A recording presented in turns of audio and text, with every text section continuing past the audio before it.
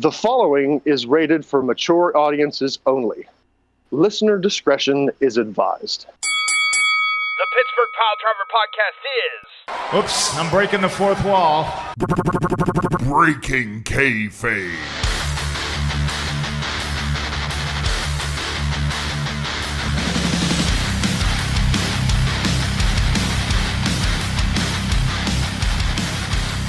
Hello, poop munchin, munchy sniffer, finger bunghole, ricochet loving people. This isn't a wrestling podcast, but we have to talk about the fact that Ricochet can't keep his own finger out of his own poop chute. You know, this is an episode of Breaking Kayfabe. It's not the Pittsburgh Pile Driver podcast. Sometimes we talk wrestling, sometimes we don't, but setting expectations, we're probably going to start out with this because it's icky and weird and maybe a little awesome, all right, depending on who you may not bard. But we've got the interrupting as ever, Poop the Bard. Yes. We have the very respectful and very professional casual gaming dad himself, Tiger Bomb Tom. And we got a little bit of Alec Ransom, who may or may not have had some drinks earlier and may or may not be interested in anybody's bullshit. So we'll see where this night goes. Well, you know, okay. So talk to me, Poot, about how you're super interested in the fact that this is a kink and this is okay. Okay, because I don't know where number this one is. Number one, okay, I'm with you. I don't kink shame anybody for what they like and what they don't like. Number two, yep. Neither myself, Tom, nor Beef brings up on a regular basis Ricochet's proclivity for putting a digit into his fudge dumper.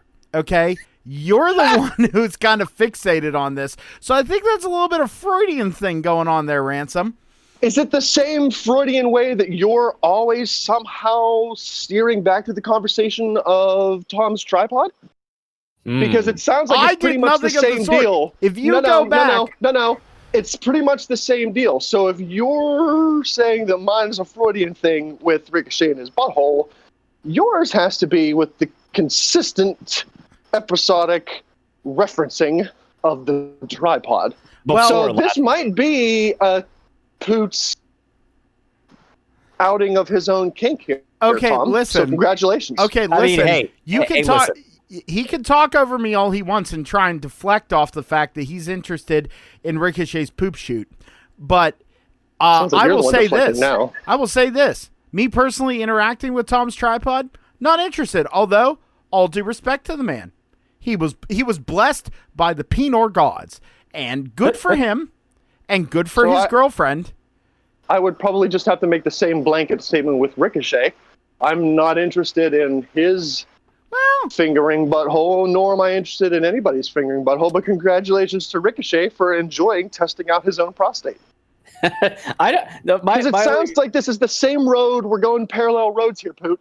So if you're going down this one road, being like, well, it's a Freudian thing with you, but not with me. No, I'm good, man. Congrats to him, but no, I didn't say that. Ditto with me there. I didn't say that. Everyone's a little bit gay. It's okay. It's all right. I mean, hey, if there's anybody's tripod that you're gonna, kind of foam at the mouth over, you picked a good one. I'm not gonna lie. Just saying. Nice. See there, Tom. I respect you and your ample shaft. Congratulations. Wow. Hey, listen. It's the only reason why I'm still 5'6". Like, it had to go somewhere, right? The Lord giveth and the Lord taketh away. Yep. Okay, well, hey, you know what? This has been a great episode of Breaking Kayfabe, everybody. Thanks for tuning in. I'm out. The Dickisode, episode 3. Isn't this like the 17th Dickisode episode by this point? Well, I feel like, well, listen. I feel like this is pretty much the equivalent of the Star Wars saga. It just keeps going. I mean, we are a podcast based off of a sport of men in leather underwear that grapple each other. So it's a little gay. Can't really argue that. That's a fairly good point. It's like I said. It's there. I mean, we all remember Chuck and Billy. We all remember that, Yeah. And what was the name of their valet? Was it Rico? That was Rico. Yeah, Rico. Yeah. Dude, he's a cop now. He's a state cop. Rico was a state cop before WWE. Oh, was he? Oh, yeah. Oh, damn. Was it Rico or was it somebody else that was on American Gladiators early on? Rico was on American Gladiators. Yes, that was a hot tag trivia question at one point back in the day. Was he a winner? He was a winner, wasn't he? I don't know if he was a winner, but he was definitely like a finalist or like semifinalist. Like he was up there at the very Dang, beginning. son. Rico, going off of his I love how this is once again segued right back to wrestling because we can't freaking get away from it. Say what you will about his in-ring career. From what I understand of the man, he's a pretty good physical specimen. Oh yeah. Yeah, like he's a tough dude. He was pretty far up there in the American Gladiators. He's a state cop. From what I understand, Rico is a badass. Yeah. Well, and that's the thing. There's a lot of guys who, guys and gals who never really got over that are, very physically gifted. You know what I mean? And whether it's, from their cardio standpoint or their in-ring work or their physique or whatever, they just never got over. One of the guys that's like that, and I know we won't focus on wrestling the whole time because I'm going to double back on something here in a little bit, but guys like Sean Stasiak, right? Yeah. Stasiak, dude, Stasiak was a good in-ring worker. Was he like, top tier, top level, top guy? No. But Stasiak was really good. He had a great look. He had great presence. And was he a good worker in the ring? Oh, I can't for the life of me remember any of his matches or any of his promos. I know exactly what he looks like, but I can't remember anything else about him. So, let me know. Is he good? Well, but that's the thing is he never really got the opportunity to because it was like, oh, look at this guy who's just a shredded, crazy, insane, guy. Like for that time, that's what they wanted. It's like, you don't have to worry about talking. We're going to let your physique do the talking for you. Right. And that just didn't do it. Yeah, that doesn't have the legs to it. So there have been tons of people who their career just didn't have the legs simply because, they weren't Stacy Keibler. Seriously. Like, well, wasn't... And I think it all depend on where you go to, like what promotion you're in. Well, I mean that's all kind of. I mean Look that's at always EC3. up for any. Well, EC3 had. I mean, like it was his debut was awesome, and he was in that ladder match for the to crown the first North American champion, and then after that he just kind of petered out. Because it was, I don't think that was that wasn't EC3's fault though. No, he didn't do anything. He was good in the ring. He was good on the mic. He has a good look. He has the unique look. He has the WWE physique. Yeah, I mean, ripped to hell and back. Well, that and then even after he got released, like you see him now, he just looks scary.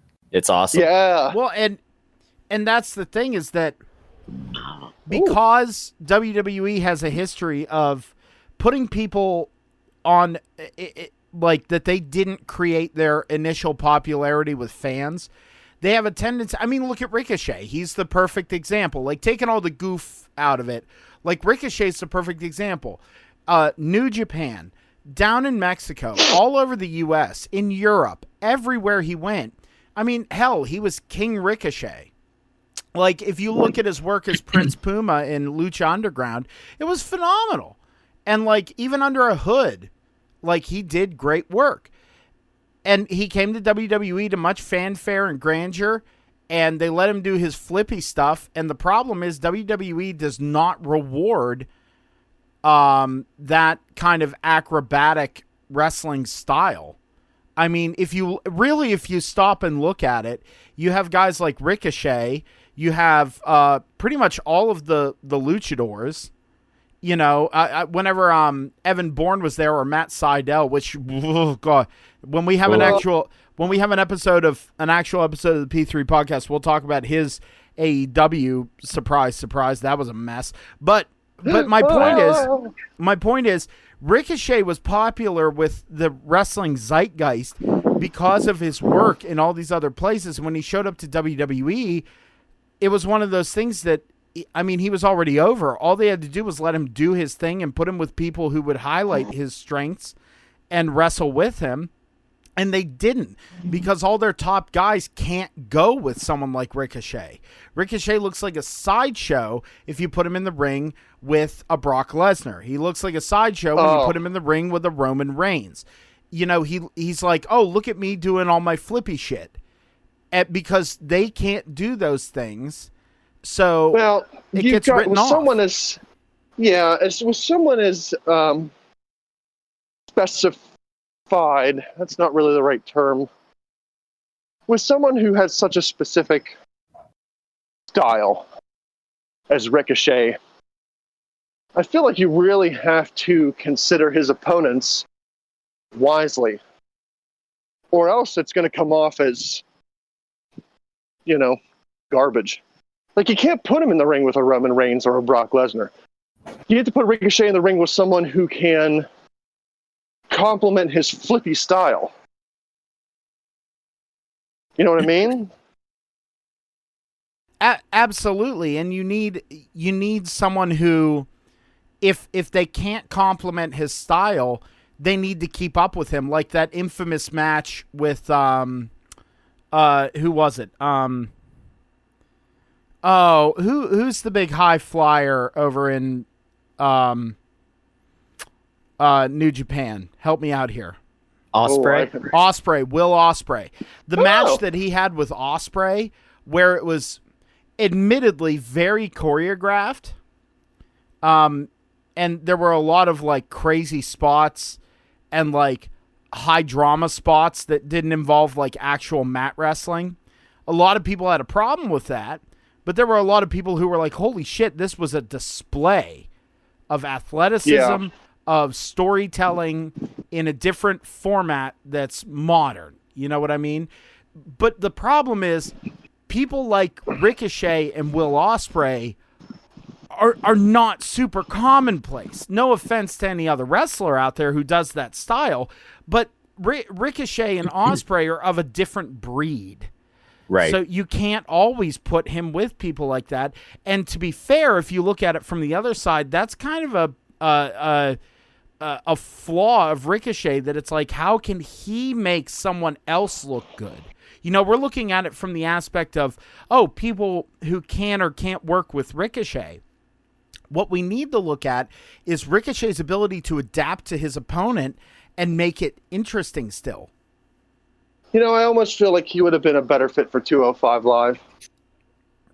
I agree. Just working with smaller guys, faster guys that do a lot more of the flippy stuff. That's not to say that there aren't people in the main roster that do that flippy stuff, but there aren't a lot of them. And I agree. There's more in 205 Live and NXT. I feel like he would have been better off just staying in NXT. I agree. Well, what do you think, Tom? I mean, I think it's just the kind of the... It's the commonplace NXT curse. Like they really bring out, really try to find and bring out their character because they're given a little bit more leeway and they're not necessarily as scripted down in NXT. Like a lot of times you hear a lot of the NXT alum talk about like how great Dusty was whenever it'd be like, even if he didn't understand something, he was just like, all right, you know what? Like, go with it and let me see what you can do. And not so much that way with Vince, up on Raw and SmackDown. So I mean, it's just the NXT curse. It's like Vince will see something shiny and flashy, like, that's some good shit. And then it gets up there and it's just like, it's like a dog chasing a car. Once you catch it, you don't know what the fuck to do with it, So I feel like Vince McMahon is that guy, maybe like 4-year-old, who sees something shiny underneath of a car, and they're like, "Oh, look at that! What is that? I gotta get it!" And it's the best thing in the world until they get underneath that car and pull out an empty Snickers wrapper. And they're like, oh, well, it was just the inside of this candy bar wrapper that was shining. It's not actually anything. Okay, I don't want it. Like, I feel like that's what he does. No, Yeah. and that's absolutely what he does. Now, we could sit here and pontificate upon this kind of stuff, but this is breaking kayfabe. So I'm going back to something. I have a question for you, gentlemen. Yeah. 16. Okay. Oh, good. Wow, that's kind of weird. And also, you might want to rethink that answer with the question I'm going to ask. We alluded to the whole kink shaming thing and kink thing earlier. Oh, here Not we go. kink. No. Hear me out. Not the kink thing, but we're getting deep. with you guys, every guy has like a thing they can't let go of. Like, for example, and I understand, Tom, you're in a long-term committed relationship, and Ransom, you're married. However, guys still have that kind of thing of like the thing that hits the old gas pedal and revs the engine. Like mine. I'll open this up. I'll go first since I'm the one who answered my three things: redheads, the goth thing, and women of Asian descent. Those three things, I thought, like, as I got older, I'm like, oh, I'll eventually kind of grow out of those proclivities and everything. Nope, not one bit. Not you don't see a lot of redheaded Asians. Dude, if I can find a redheaded Asian goth, but ring on it. Besides Oscar. Well, listen. Yeah. Listen. She's in her own tier. Okay. Poor okay. Poot. But those are like the three things that I can't get rid of. I don't understand why they're so deep seated, but they're just there. Like, do you guys have those kind of things? 16. Yeah. Yeah. He has 16 things. Wait a minute, hold on. Do you hear that? Woo, woo, woo, woo, woo, woo, woo. Cops are coming for ransom. Oh no. No, I didn't mean that. Oh, not the age thing. No. I'm not the Velveteen There Dream. it was. I am not the Velveteen Dream. Oh, no. Nope, that's not me. I'm not. I would say for myself, a girl with a nice butt. It's and oddly enough, I mean, my girlfriend's not Asian, but she is redhead. She's not goth. Oh, hoot! But man, what Stay a away butt. from Tom's lady, you bard. Listen, I'm no rapscallion or rogue. I'm a bard. There's a difference. keep your silver tongue between your teeth. No, and Tom, I get that. Like, that's the thing. Like, for me, a lot of guys like go, "Yo, do you like tits or do you like ass?" I'm like, for me, you know what it is? Eyes. Eyes are good too, dude. I'm a sucker for a good pair of eyes. Oh, dude, nothing else compares. I'm sorry. That's a honestly, joke. Oh my gosh! I almost said something supremely inappropriate. Do it. Well, we did have that little. Hopefully, that PSA does make it into the beginning of the show. Oh, it will. Yeah. Don't worry. It's hard to really see a good pair of eyes when you're punching a lady in the back of the head. Like, donkey punch. Donkey Oh my God. Hello. No, just a joke, everybody. It's just a joke. I don't do that. You can ask my wife. Just a joke. Everybody, settle down. You ask her when she wakes up from being knocked out, but I don't do that. Yeah, I mean, it was a quick, punch after dinner. She'll be up in a couple hours. It'll be fine. Oh God. I'll tell you what. Joking. Yeah, I gotta say, if they got nice eyes, that's awesome.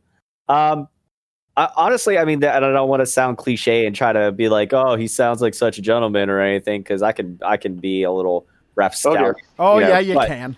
Oh yeah, I can. But no, I gotta say, personality goes a long way, because if you were to take the girls that I've dated in some form of capacity, whether it was long term, slightly shorter term, or just the occasional, like the one night off, Oh my. I have kind of been all over the map. So yeah, like I really have. Like, even like, okay, my It's ex, part of your journey, buddy. It is. Well, my ex girlfriend, technically ex-fiance, the one before my current girlfriend now, two fucking totally different looks. Like the last girl I was with was like tatted up and just like kind of almost like straight out of the country, very, very rugged, kind of. Not that she didn't look rugged, her personality was rugged. Right. You know what I mean? But she had like the septum piercing, a bunch of tattoos. Like, yeah, it was. I definitely like. You have her number? I'm saying. I mean, I could probably contact her for you. Yeah, don't worry about it. It's fine. I mean, listen, just be careful when you stick your dick in crazy. That's all I can say. Oh, I learned that lesson. Anyway, go on. But no, but just I don't know the difference in Oh, personality between her and my girlfriend now. It's a big difference. Oh yeah. But yeah, I mean, it's like you said, it's part of the journey. I've really, and I think it's one of those things. I really do just kind of vibe with a lot of different people. So, you know, whether they're very extroverted, introverted, or whatever, I can kind of bring them to a happy medium with me. Like, you know, I don't know. What about you, Ransom? Well, Whatever it is about my wife. no. I mean, if you're speaking in the superficial manner, I enjoy a woman with a figure. Mm-hmm. You know, like I'm not. Beach balls aren't eye candy to me. Right. But at the same token, a twig isn't eye candy to me either. Gotcha. It's that happy medium. The freaking feminists are just arming themselves to the teeth to come and kill us right now. You're assuming that we have women who listen to this podcast. Yeah, who are we kidding? We barely have men that listen to this podcast. But if we're talking strictly superficial, you know, like I like a figured lady. The hourglass look is appealing to my eyeballs. Mm-hmm. Right. You know, and if you know if we're you know going beyond the superficial, it's a lady who's confident with her physical form is attractive to me as well. Now, I'm not saying one of these girls that are just out there in your face all the time, like, check me out, pow! But, you know, like in a relation, sexy. Yeah. Yes. In a relationship setting, the self-confidence is a big booster. You know, like that's one of the things that, you know, it gets the engine revving. You know, if you're, you know, if you're with a self-confident lady, you know, she knows how am I trying to, like, I don't, it's hard for me to try to word this. Very rarely do we hear Ransom get flustered. Yeah, I'm no bard, and this is intimate, like. If I may interject a little bit on your behalf. Sure. She knows how to shake what her mama gave her. She knows how to work with what she's got. Yeah, like Alec Ransom is fine being Alec Ransom on the podcast. I don't really share a lot of intimate details about the person who I truly am very, very much. Yeah. So this is kind of weird. Well, that's the whole point of breaking kayfabe, buddy. But well, fair enough. What am I trying to say here? Kind of like what Tom said, but you know, in that relationship setting, she knows, a lady who knows that damn, the words don't work tonight. A lady who knows who, well, not who. Hold on, just give me a second. Okay, I'll get it out. That's what he said. Talking to you, Velveteen. In that, you know, relationship setting, a lady who knows that you're going to look at her when she comes into a room and you're going to watch her leave. Mm-hmm. She knows you're looking. And, you know, that she has that confidence that she's going to be able to catch your eye when she comes in, no matter what. I tell my girlfriend this all the time too, because like she back at the beginning of the relationship, because we've been together now for about 3.5 years. So congrats, man. Thank you. And so like she said towards the beginning, she's like, it's the puppy dog love. It'll wear off. And I tell her this all the time. Like she'll be walking, just doing something. She'll reach for something, whatever. And I literally audibly at times I'm just like, and she's like, oh, stop it. And I was like, hey, whenever you're feeling not that confident about yourself, all you just got to remember is it's been 3.5 years. And you still get that reaction out of me, so you're doing something right. See, I get that. I get exactly what you're saying. Yeah, I know exactly what you're talking about because hold on, Matt. Wait, hold on. Wait, what year is it now? 2020, the year of the devil. Yeah. The year of our fallen angel, 2020. Yeah, the year of Lucifer, 2020. January of 2021. Yeah. Is that right? Hold on. Monday, Tuesday, Wednesday. Yeah. January of 2021. Happy days. Tara and I will have been together for 20 years. Wow. God. Not married, Dang. but we have been attached to each other significantly. I've never been a guy who is like, I've never enjoyed dating.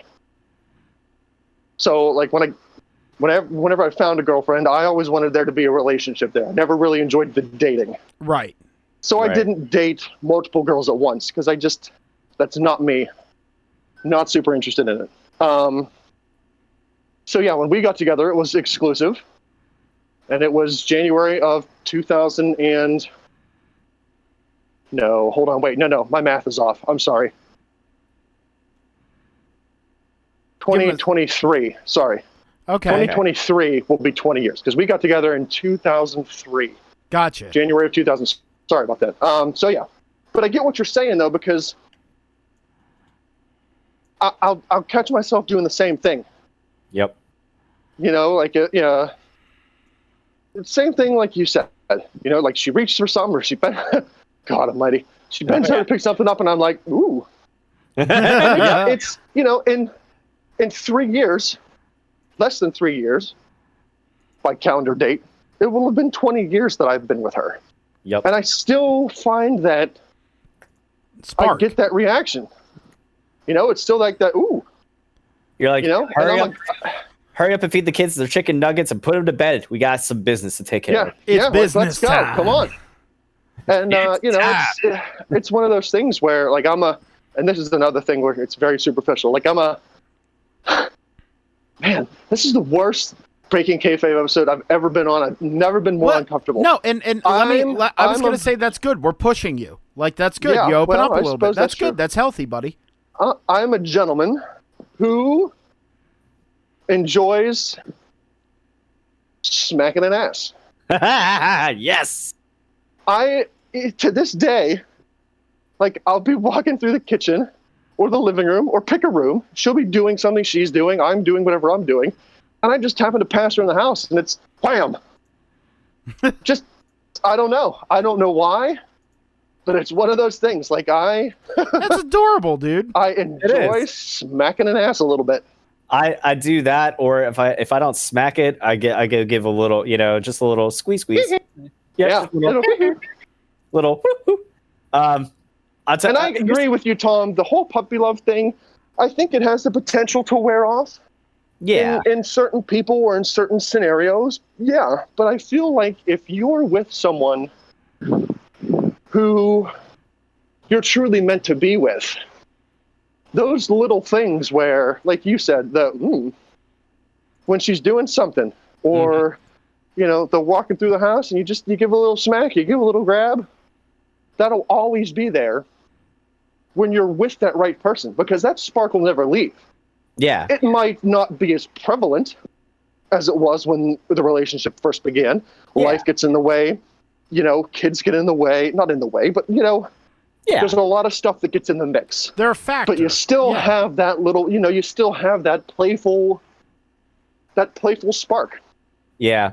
I'll say this now. I think it also helps to, gotta have somebody who matches your sense of humor to some level, because yes, I can be obviously a very big geek. Now it's funny because I was actually talking about this with I was doing an interview with the Gamepreneur, and I actually the episode should be coming out tomorrow, so I'll make sure to share it out and stuff. But he basically is a guy that I forget, he was or still is some sort of lawyer or something, but he's also a gamer at heart, and he kind of wanted to interview other gamers and other people and stuff like that, just to kind of get a glimpse at the person behind the gamer, and just to show like people that have careers and are doing just something with their lives outside of just gaming, and kind of dispel that basement dweller gamer myth sort of thing, which I have something else about that. Don't let me forget. But I was talking with him and stuff like that, and I even said, like, my geekdom and her geekdom are at different points sometimes. Like, I'm definitely more the gamer geek. She's a total bookworm. Like, she's listening to audiobooks like every day. So like, it's we have our own little niches, but there are a lot of things like our sense of humor is pretty on point with one another. She's not into the whole sense of humor of like the Will Ferrell, like Talladega Nights stepbrother sort of stuff, where I am. But God love her, she absolutely loves Big Mouth and other twisted things like that, and we just crack the fuck up at stuff like that together. But you gotta find somebody that you match up with there, like on a sense of humor level. You got to be able to make each other laugh too. Now, I have a question for you fellas, since we're talking about the things that we enjoy out of our ladies and stuff like that. Well, your ladies. Anyway, go on. Dude, it was a goof. Go on. But now I'm getting sad. You wait, buddy. No, please. No. I know Ransom said he didn't really like much of the dating scene, and this kind of prompts me too, because I'm not one that like to. I never found myself really dating multiple people at one time. Like, it was kind of like, if I met somebody, I dated them for a little bit, or whatever. Like, whatever happens, and I might have moved on. So I've dated a lot of different people, but never really dated multiple people at the same time or whatever. I never really liked that, just because I always found somebody ends up getting jealous at one point or another. Oh, absolutely. Oh, yeah. Yeah. So, and I don't think a lot of people are emotionally mature enough to handle that. I tried that with somebody, and I basically called their bluff on it. Yeah. Like, they were like, work. oh, well, it doesn't work. work. Because then they turn around, well, you were talking to somebody. I was like, hey, oh, boy. You said here's what we established. I was like, you can't handle your own rules, don't make them, But anyways, so what have you found what would you say is your biggest thing about yourself? And I'll go first with this one. Like, what would you say is your biggest downfall as far as something that you're like not self-confident about as far as relationships or dating and stuff? Because I know for me, I will say my biggest hang up was always being the one to pull the trigger if I was out on the dating scene. Like, if somebody were to come up to me and introduce themselves, I would have no problem talking to whoever, like, out at the bar, and I'd be best friends with you by the end of the night, sort of thing. But God forbid, if there was a pretty girl sitting there and I was like, man, she looks pretty, and I kind of want to see if the personality matches the looks. I'm terrible at breaking the ice, absolutely terrible at it, which you wouldn't necessarily expect, given what I do for us, on the side here with the gaming stuff and everything. But I'll tell you what, man, that is my biggest downfall right there. What say you there, Poots?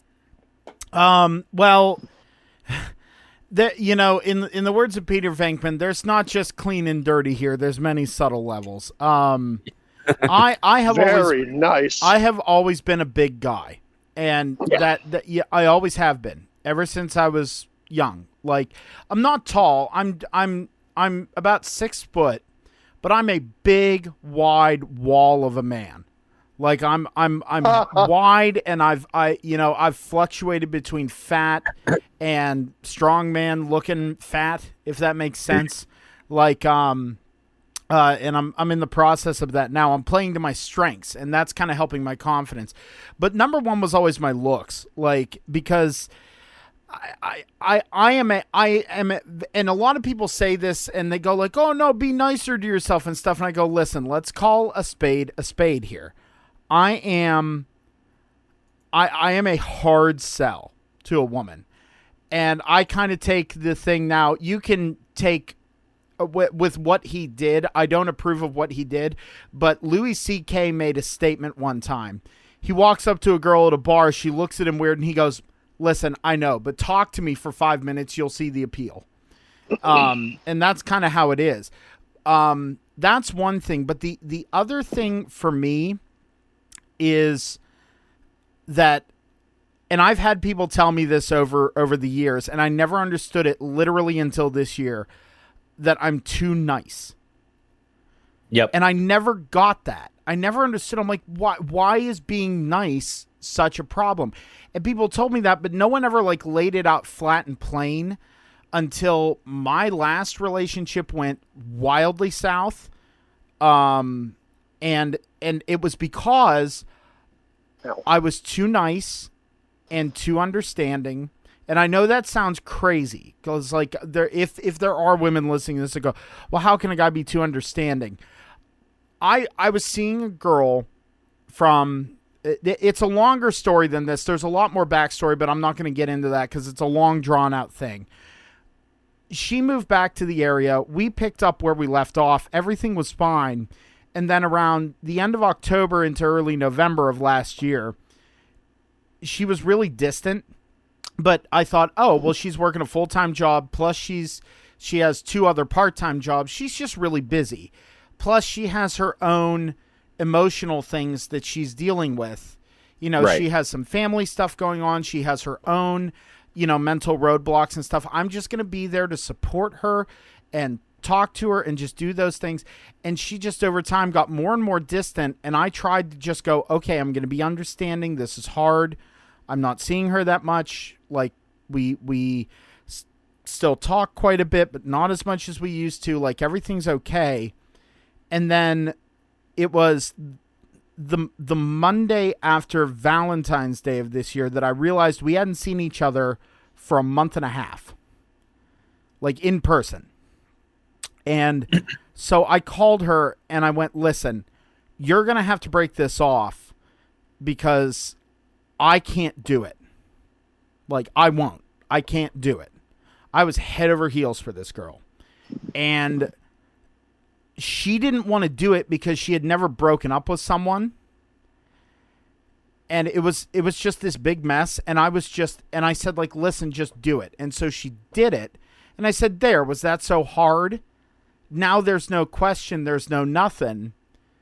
And like, we talked and I asked, "Is there someone else you're interested in?" And she said, "Yes." And I said, "Well, you should have just sat down and talked to me like a fucking adult." This is all going somewhere. Just stick with me, guys. And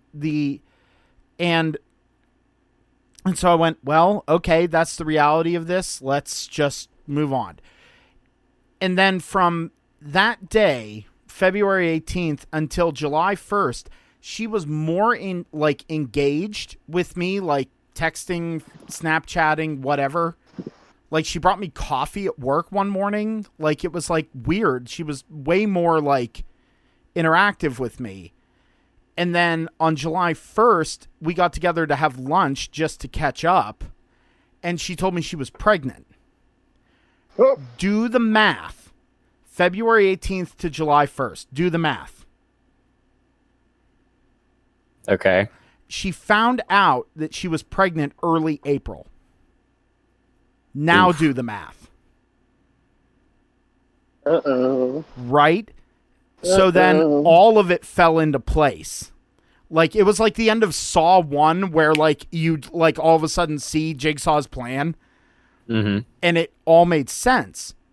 So I'm sitting there and she told me this and I, like, when have you guys ever known me to be lost for words? Yeah, not often. Not often. If ever. This was something that I was literally speechless for. And it really put a hurting on me. But that day, when she told me that, I realized what it meant, what people meant when they said, I'm too nice. And I went, oh, holy shit. It's not that I do nice things. It's that I'm to the point where it's like I'm a doormat. Right. And then I went, I don't mean to interrupt you, Tom. Yeah, no, but like, no, you're good. It's where I went, okay, well, how do I fix that without becoming a raging dick face? And so I went, okay, what am I not okay with? And so I went back through with previous relationships, with that one, and I went, what did I tolerate that I should not have tolerated? And I made it scientific. And so I went, okay, there's these things that are appropriate to tolerate, and then there are these things that are not appropriate to tolerate. And I went, okay, I'm no longer going to tolerate those things. If those are a factor, we're done. And it's not yelling, screaming, there's no nothing, it's just we're done. And you dug this grave, you lie in it. And since then, like going back to the gym, doing things I want to do, whether people are happy with it or not, like doing things to fulfill me has made me much better. But that's still in the back of my mind that it's like, I'm too nice. I'm going to get put in the friend zone. Oh, you're like a big brother. So I'm like, what do I do at that point? You know what I mean? So those are really I know that was a long, ridiculous road to get there, but it's my looks, which I'm working on. And I come off as, oh, this guy's like a brother. So it's one of those things, like, those are my kind of like insecurities, you know. And then the other thing that I'm trying to ignore is she lying to me? You know what I mean? No, after that last one, I can understand how that would F you up. Oh, yeah. Dude, it like, I couldn't believe it because it was literally worst case scenario. Like, and then, never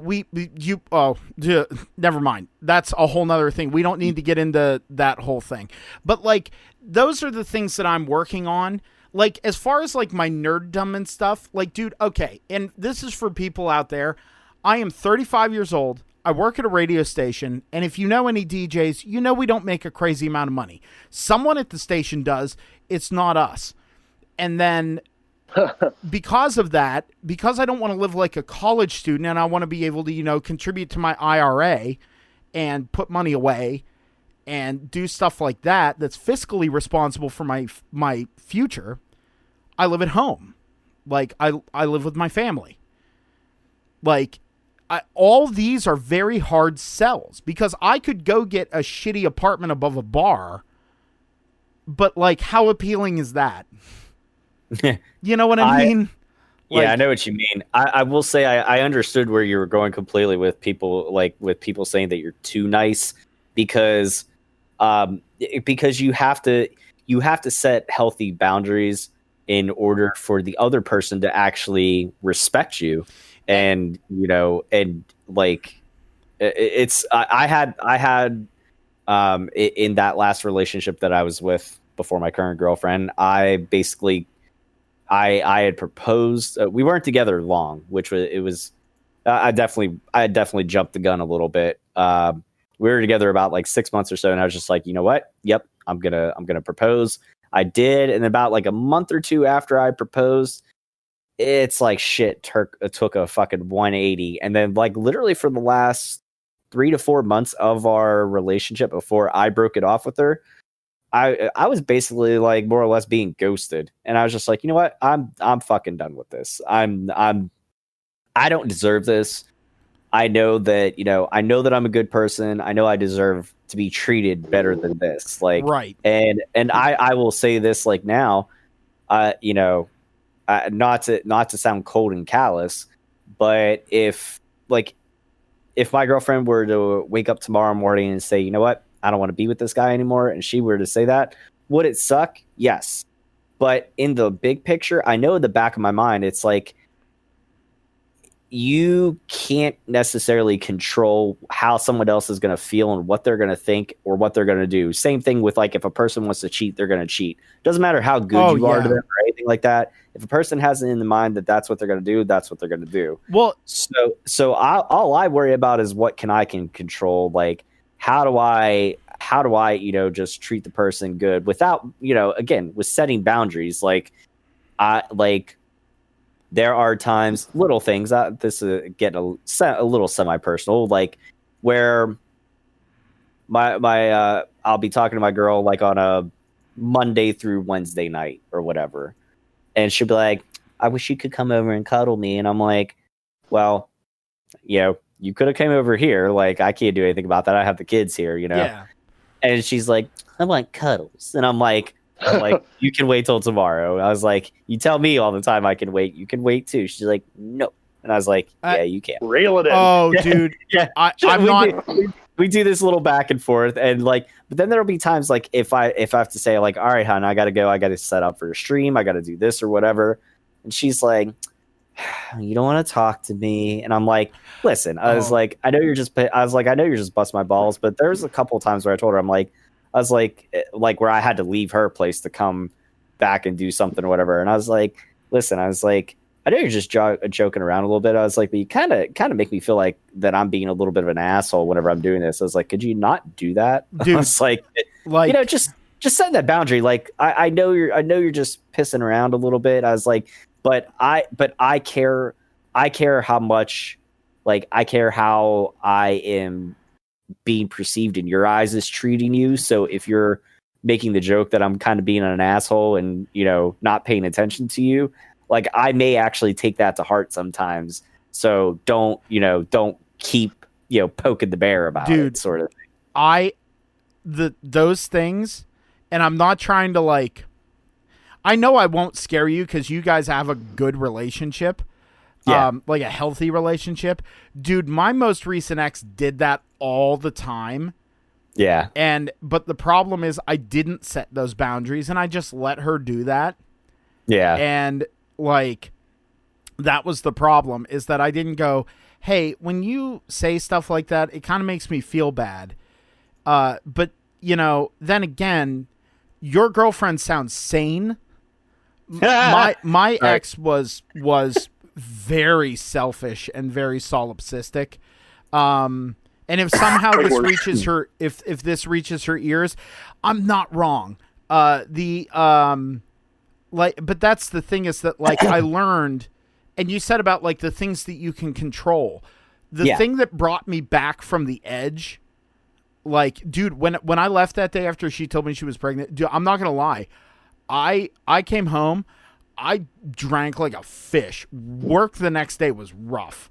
And I had to be happy-go-lucky on-air radio guy. That's the worst part. But I did that to myself though. What I did was I went, I sat down and I went, when I felt great years ago, what was I doing? I was getting more sleep, I was drinking more water, and I was going to the gym. Mm-hmm. And I went, well, I can fix all three of those things. The sleep thing is still a battle, but drinking water and going to the gym, dude, I'm going. I just the other day, after my back got better and I decided to see what I could do for my max deadlift, I hit 400 pounds. Nice. Yeah. Deadlifting over your body weight is a good thing, obviously. Yes. But that's the thing. I did that, and now, knowing all this, having this happen to me, moving forward, when I do run into someone who's not so emotionally broken that they won't date, which I don't know if you know this, if you're in your mid-30s and you're trying to date literally anyone, and you're even close to being a nice guy, they shove you away because they're afraid. Yeah, I could see that, and I had whenever I had to laugh at you saying like your girl seems sane, I'm like, oh no, she's definitely crazy, but she at least knows she's crazy. But yeah, but it's she'll freely, she'll freely admit that. She'll be like, oh, she's like, I know I'm a fucking basket case. She's like, but she's a basket case, but she's not selfish. No. She's definitely not. She's definitely not selfish. She's a very giving person and stuff like that. She would definitely doesn't like to see people suffering or struggling. But Mine didn't care. Yeah. I will get to Ransom here because we didn't get to hear. Yeah, sorry, we went off on the rails. Ransom. We did. But I will say that it's just setting those boundaries definitely helps in the fact that we're just talking about like how self-confidence is sexy, and I was told that a long time ago. Like somebody said that to me, like back in high school, a girl that I was dating. I was like, and I dated her for like a month or two, but she said something to me in that meantime. Like I kind of on the opposite end of the spectrum. You've said you're a very large, very wide wall of man. Yeah, I'm a big strong boy. Big strong boy.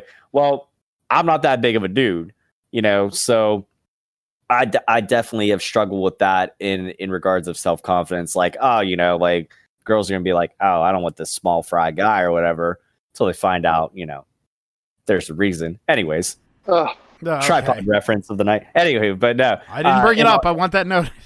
But in all seriousness, if I could be serious for just a minute. Thanks, Lance.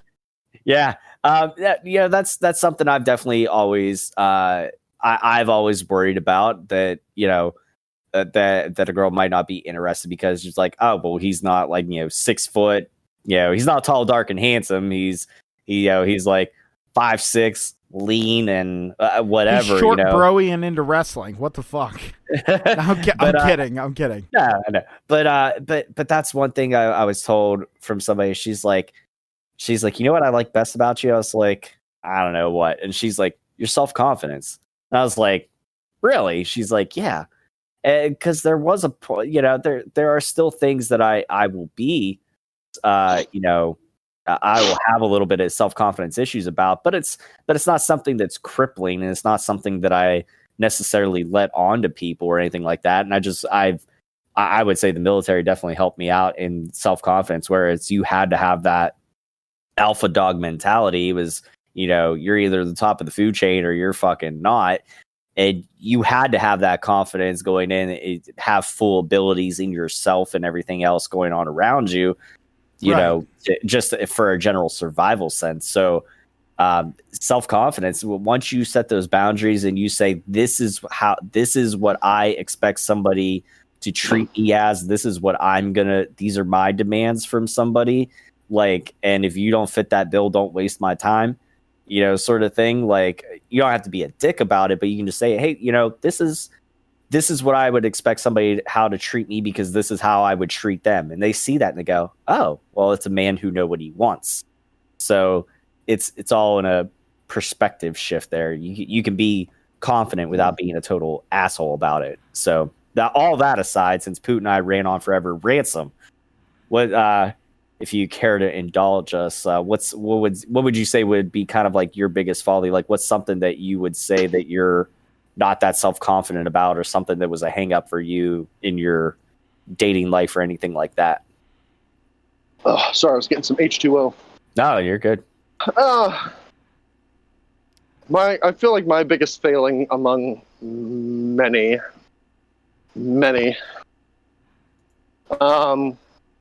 would be that I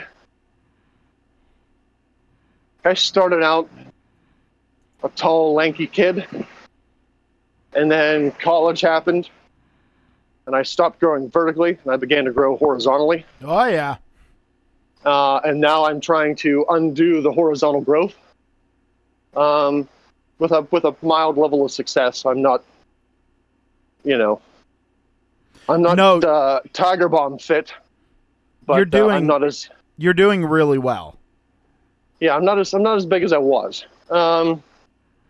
No, dude, I gotta say, I was when Poot said it before, like looking at our like cover photo on the P3 page and stuff like that, and then looking at like when you posted the video not long ago, basically condemning Beef for not putting in any time to the podcast or anything.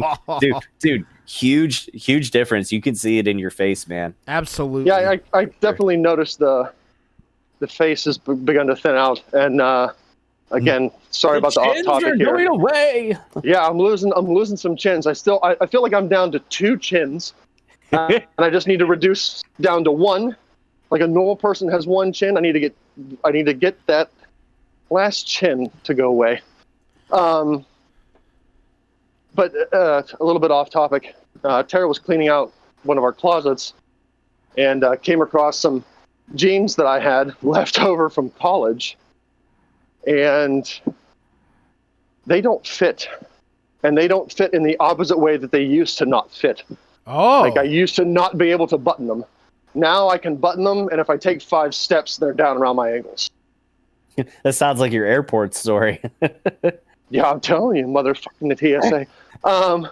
Here we go. Yeah, so that was that was good. That was a good feeling, being like, oh, these are the pants that I wore in college before I got fat, and now they're falling off my waist. I definitely need a belt with these. That's pretty good. That feels good. Right. Yeah. But the whole self-confidence thing, or the whole thing that gets me, is no matter what time in my life it's been, I've never liked the look of the person that looks back at me in the mirror. I am a ruthless self-critic when it comes to that. I don't like the person that looks back at me in the mirror, and I never have. I've had a very long struggle with self-confidence in the looks department, and I feel like that has produced a defense mechanism in a way to where when I was younger, before looks really factored into things, when you were a kid, I was a very nice, very sweet kid. But as time went on and you reach that adolescence point and you begin to evaluate yourself as you become interested in the sex that you're interested in, I never liked who looked back at me in the mirror, and that was I struggled with self-confidence a lot, and that developed the defense mechanism to where I stopped being a nice, sweet little kid, and I turned into an asshole. And it's when I look back on it and I sit down and I really evaluate myself, like Poot has done, I feel like that's a defense mechanism that I build up around myself to compensate for the lack of self-esteem that I've had. Well, and I don't know that no matter what shape I get in, if I continue on the road of fitness, and Lord help me if the universe ever aligns correctly, and I get to the point where it's like I look in the mirror one morning and I go, ooh, not that. You slap your own ass. Ooh. Yeah, not that. Like I look and I say, oh, I can see some abs. Not a barrel, but like I could see a thing here. I don't think that I'll ever be okay with who looks back at me in the mirror. I feel like that's something that I'll just never, a hurdle I'll never get over. Well, and that part of it is, and this is something that is starting to factor in for me, Ransom, because, and I'm going to post this in chat. If I remember when I'm editing, I'll throw this in as well. So like Ransom said, he's like, oh, I can see some abs. I can see that. Me, I'm never going to be built that way. I'm not a slender guy. Even years ago when Beef was kind enough to have myself and Ransom in our wedding, or not in our wedding, there's that Freudian slip. No, in Beef's wedding, when he married Brittany, when they got married, I was probably quote unquote the smallest I had been, like losing fat wise. I was very heavy into lifting, but I was still I was starting to get definition in my shoulders and in my traps and like everything. And I fell off of it. I gave up and I'm back on it. And now I looked at myself and I went, okay, I'm never going to be bodybuilder. I'm never going to be like athletically built. What can I look like? What can I do? What is my build appropriate for? And then I when I started going back to the gym, I was on YouTube and I stumbled across the show on history called The Strongest Men in History. And it featured 4 strongmen, Nick Best, Robert Oberst, Eddie Hall, and Brian Shaw, who are all strongmen. And like Brian Shaw won is a 4-time World's Strongest Man winner. Eddie Hall was the first man to deadlift over 500 kilo, which is over half a ton. Robert Oberst held the U.S. log press championship forever. And Nick Best is a classic strongman who kind of built the sport up. And I looked at those guys and I went, yeah, I'm not as tall as them, but I'm built like them. And so I'm putting this in chat. This Eddie Hall is my spirit animal. Oh, wow. Like he absolutely is. Eddie Hall is my spirit animal for this. And I went, okay, maybe this is what I can do. And like, that's the thing when you get the mental part of it and I go, okay, I'm never going to be a small guy, but I might be able to pick up the rear end of a Mini Cooper. You know what I mean? Like it's liking who you are. And that's where this circles back to you, Ransom, is you said you don't, you kind of said like, I don't know if I'll ever look in the mirror and be satisfied or happy with who I am. That's the mental part of it. It's when you accept yourself for who you are. And I know this sounds very Tony Robbins after school specially, but like it's true. When you look at yourself and go, instead of going, look at my weaknesses, you go, what are my strengths? And you start playing to those strengths, then you'll be happier with yourself. Like I said, I'm proud of the fact that my max, that's 1 rep, and it was a really hard try. Don't ever deadlift alone, by the way. I did a very dangerous thing. Don't deadlift alone. Yeah, it's not a good idea. No. You definitely want to have a spotter. No, yeah, absolutely. Or just someone to call if you herniate your disc or prolapse your anus. But like, Call I knew we'd get back around to butthole talk. Well, Ricochet. it's a He'll real plug it back in thing. for you. It's a concern whenever you're. Now, I'm not lifting the obviously the levels that Eddie Hall here was lifting, but it's that is a legit concern. You really could prolapse your anus from just straining so hard. Oh yeah. Oh dear Lord. But like that's a scary thing. But still, I went, this is what I can do. And I started doing something that's hard for me. I started taking progress pictures every month. And it's taking victory in small changes. Because we live in a society that's very now. Right? With social media, Amazon, all that. And when we don't kind of revel in the small victories, we want the end goal right now. Mm-hmm. And that's not healthy. Like you should look and go, wow, I did this. I'm proud of myself. What's the next goal? Set little goals versus big goals. And before you know it, you'll hit your big goal and then you'll go, oh, where can I go from here?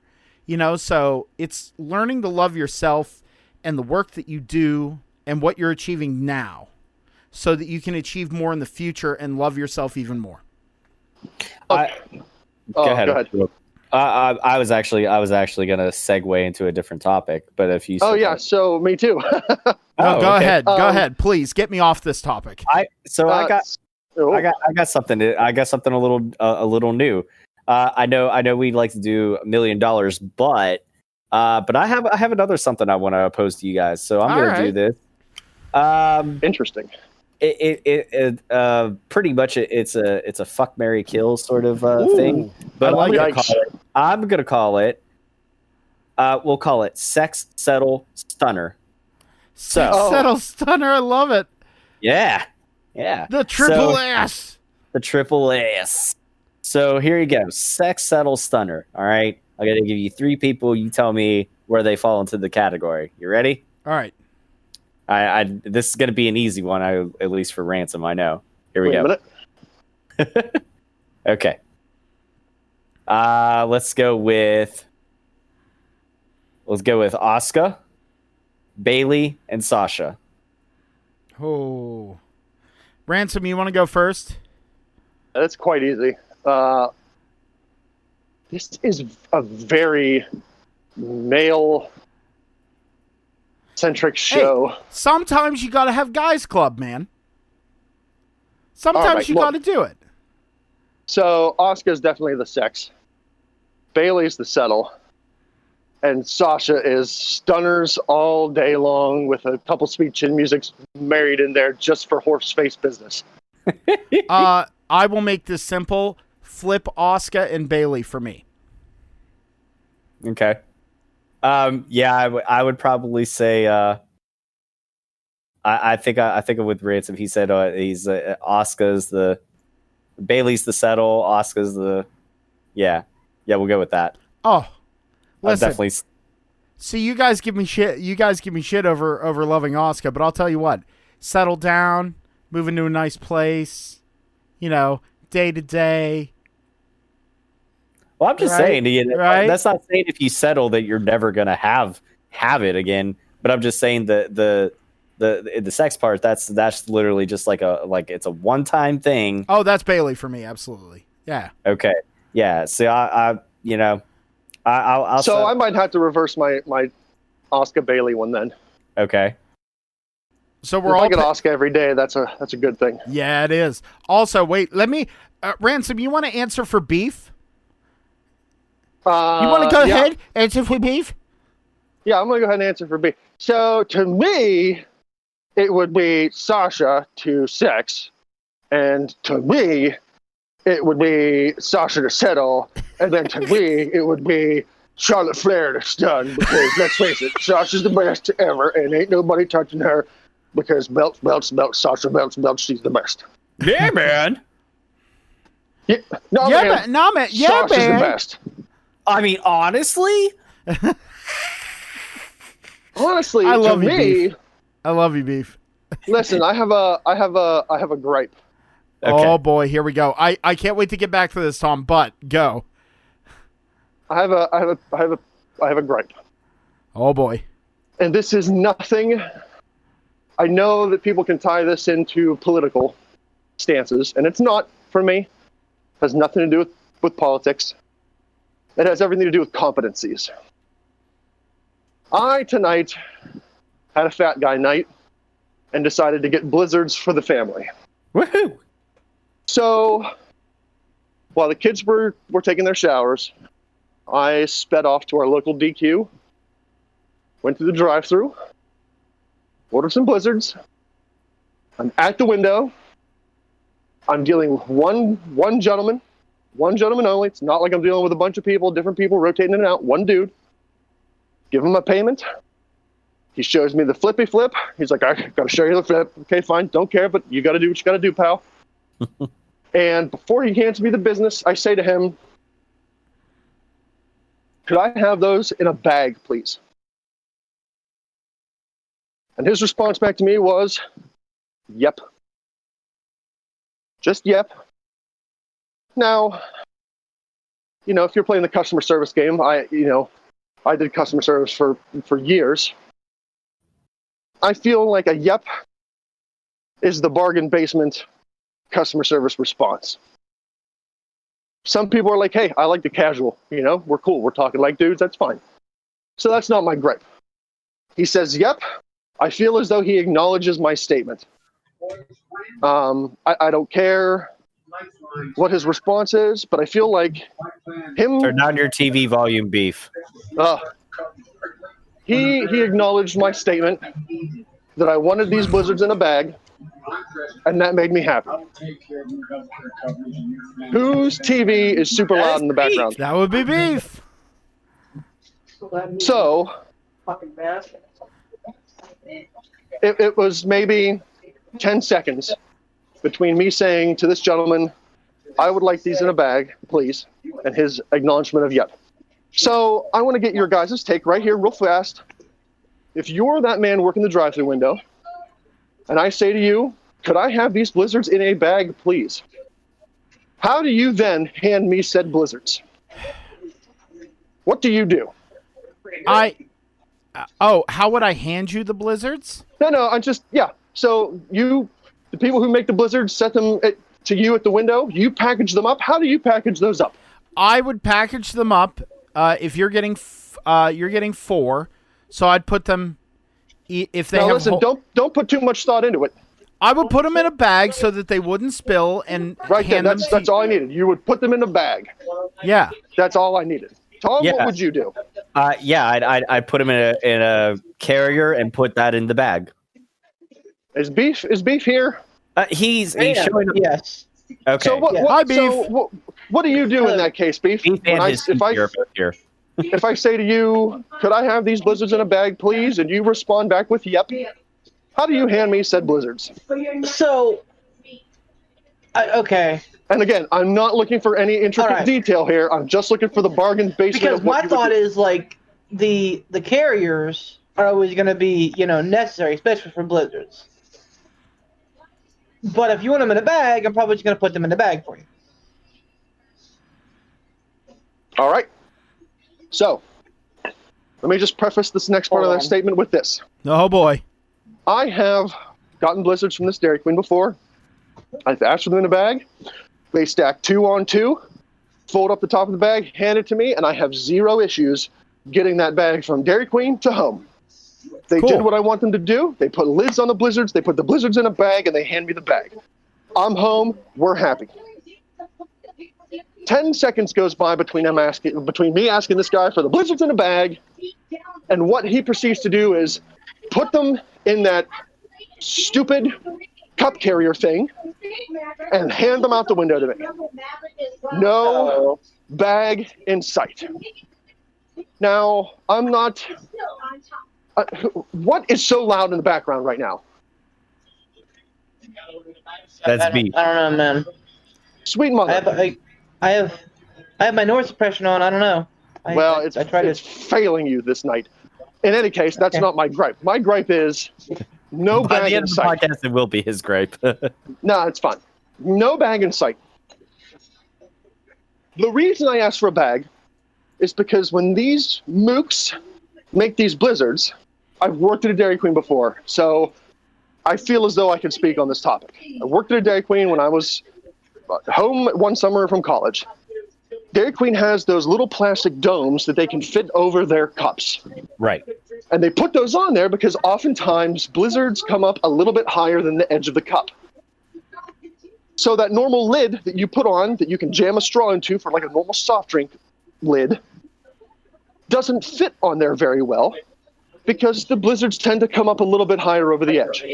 So when they stuff those stupid lids on there and stuff them into that stupid car carrier, it comes out over the top of the cup, and those freaking cup carriers have open bottoms on them in the corners. So when I sit that down on my passenger seat, when I pick it up when I come home, I have blizzard on the seat of my car. Right. Because they, A, don't put the domes on the things, and B, the blizzard oozes out over the top of that lid, drips down, and gets on my seat. That's why I asked for it in a bag, because if it drips down when it's in the bag, it's still in the bag, and it doesn't touch my car seat.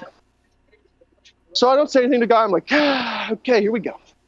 Sure enough, when I get home, I went above and beyond to make sure I didn't even set them on. I set them on my lap. I held the thing with one hand to make sure they didn't spill, stood up and got out of the car, blizzard on my lap. Because it had leaked down over the cup, leaked down onto the slits in the stupid cup carrier, and gotten on my shorts. Oh. Well, so this is where the politic thing comes into it a little bit. And again, not politicking. Don't care what political party you follow. I have a problem with people who work in a fast food industry demanding higher pay when they can't discern the difference between bag and cup carrier. That's a pet peeve of mine, and I dislike it. The same thing goes with freaking fast food people at pick your fast food place. Tara does not like condiments. She's a very plain Jane lady when it comes to a burger. She wants meat, cheese, bun. Dude, I can't tell you how many times I've said to a person in a drive-thru window, I would like a hamburger, and I don't even say plain anymore because I try to rule out any form of miscommunication. I try to give as much detail as possible. I would like a hamburger, please, and I would like just meat, just cheese, nothing else. Yep. So there is nothing that anyone can do to misunderstand that. That is meat, cheese, bun.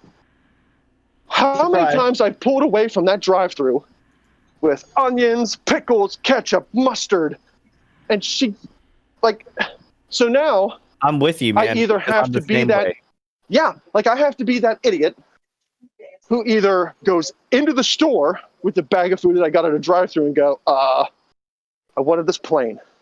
So now the whole point of me going through the drive-thru is a moot point because I'm in the fucking store anyway. Or I have to swing back around through the drive-thru like an idiot. And can I take your order? No, I got my order, but it's wrong. Can I just come up to the window and tell you? So now I'm taking up extra time. I'm wasting everybody else's time in this drive-thru line because I have to get back in and do it again. Or I don't check because I'm in a hurry and I get home and now she can't eat any of it. Because she has a very regurgitative disposition when it comes to mustard. Anything mustard-like, she tastes mustard, bam, instant vomit. Wow. I'm that way with pickles. I hate the smell of pickles. I don't like them at all. I'm with Tartar on this one. I'm a very plain eater. Yeah, man, and that's fine. Coming from a guy who doesn't eat cheese on anything, like when you ask for something plain, except for pizza, you have to ask for something plain with no cheese because if you say plain, they still assume that you want fucking cheese on it. Tom, beef's aversion to cheese is legendary. Like, Achilles protected his heel less than beef protects his food from fucking cheese. Like, it's insane. Like, beef is to cheese as Tara is to mustard. And an extreme hatred. Yeah. I used to give him infinite amount of shit for that. But now that I go along, honestly, I don't have many, man. I love food. Like, I like a lot of flash and flare and different flavors and stuff, except for one, and that's black olives. Black olives taste like battery acid. They're gross. I don't want to get into we could get into this in a minute, but I don't want to get into a discussion of what we do or don't like on food. My biggest problem is, how are you in this fast food service industry demanding more compensation when the tiniest of requests, plain, burger, cheese, bun, wrong, blizzards in a bag, wrong. Ransom, this isn't rocket science I'm getting into here. This is basic knowledge of what a word is. Ransom, bag. I'm going to tell you something. At any job I've ever been at, and that includes my current one, if I got paid more, I'd care more. And I understand that you should take pride in your work, and I do. I do my work to the best of my abilities. But you know what? There are some days where I'm just like, and it's been literally at every single job I've ever had. There's a certain threshold some days, and it's not every day, but some days where you just go, fuck this noise. Like, it just happens. I understand. Listen, I understand that, but I don't subscribe to the argument of if you get paid more, you care more. To a degree, I do. I believe that to be true. But I believe if you're taking a job, regardless if you're making $30 an hour, $50 an hour, or $7 an hour, you're being paid to do. You're being paid to do a job. And I don't feel like when someone requests something be left off or packaged in a bag that's not a cup carrier, I don't feel like that's going above and beyond in your job. Now, if someone says, I would do all this extra stuff if I got paid more, fine. I agree with that. I'll go above and beyond at my job if I get paid more or compensated more or appreciated, whatever the case may be. I'll go above and beyond for some sort of recognition or compensation.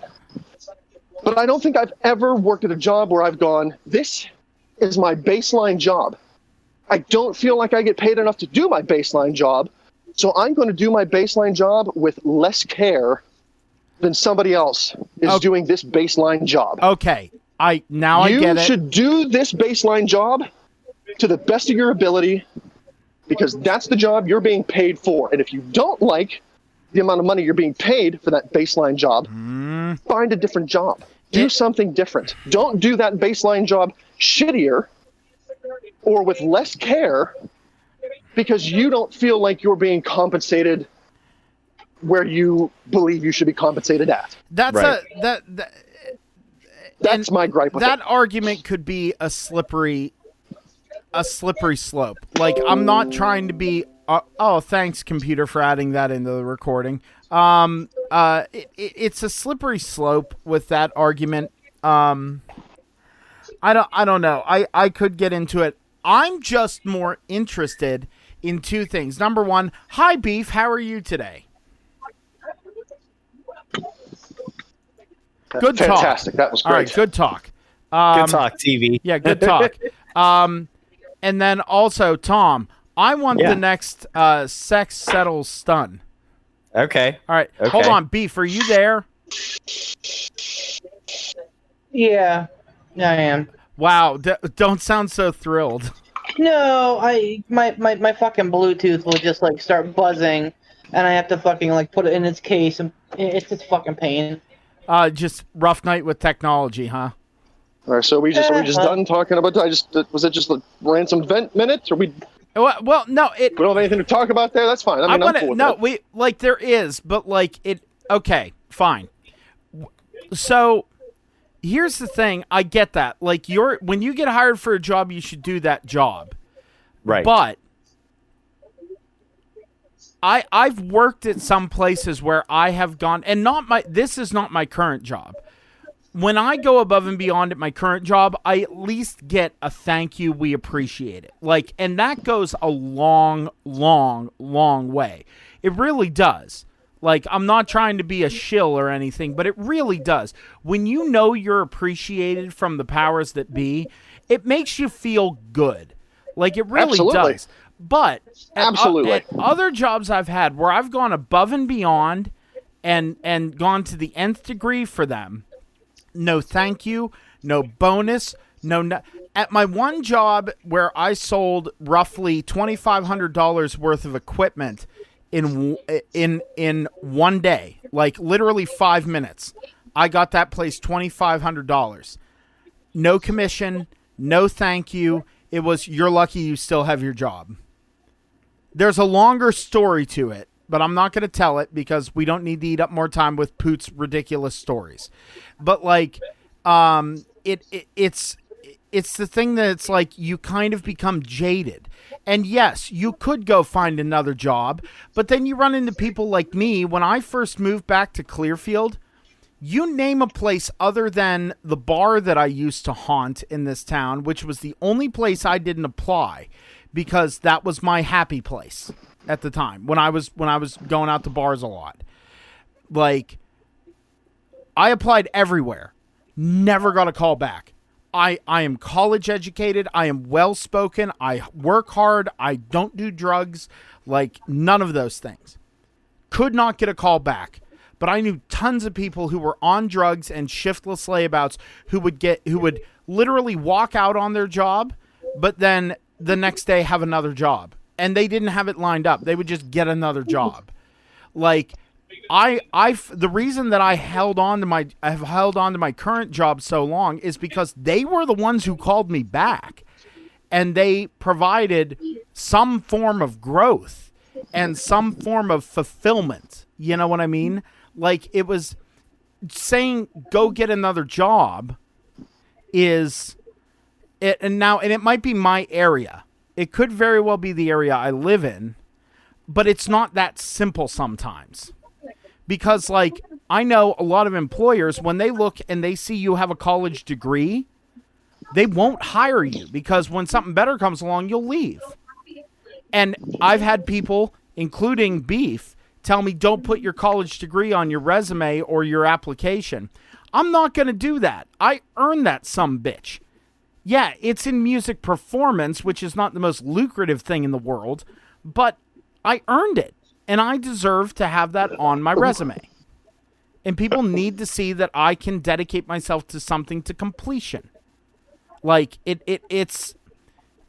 So, that's the thing for me is, like, if you don't like it, go get another job. For a lot of people, it's not that simple. Okay, so maybe that statement that I made is not the right statement to make. I feel like it's my I guess I don't know. I know where you're coming Everybody has their own work ethic.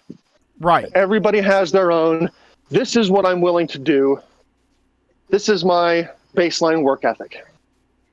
I guess I'm of the thinking to where if you take a job, regardless of it's a CEO of Fortune 500 company or the dude that's working the drive-through window at a Dairy Queen, if you take that job, I get it, everybody's different, but my work ethic is you take that job, you should do that job to the best of your ability.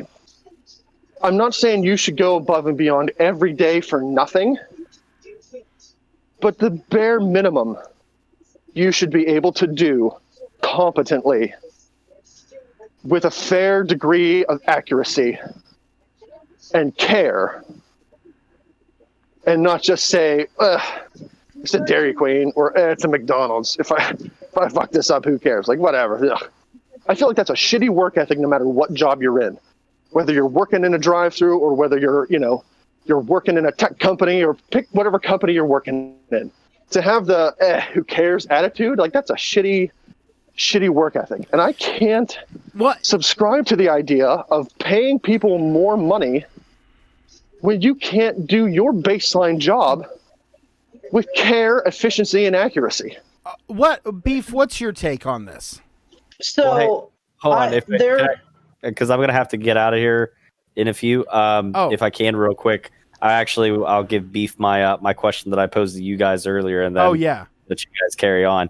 Beef, a new segment that I'm adding to the Breaking Kayfabe. Besides $1 Million, but it's my version of Fuck, Marry, Kill. It's Sex, Settle, Stunner. So the sex. What was the middle one? Sex, Settle, Stunner. So instead of fuck, it's sex. Instead of marry, it's settle. And instead of kill, it's stunner. Okay. Anyways. So the sex is like a one night stand thing. Like it's only going to happen once and that's it. Settle doesn't necessarily mean you're going to get married and be in a sexless marriage, but whatever. You're settling down with somebody. Sexless innkeeper.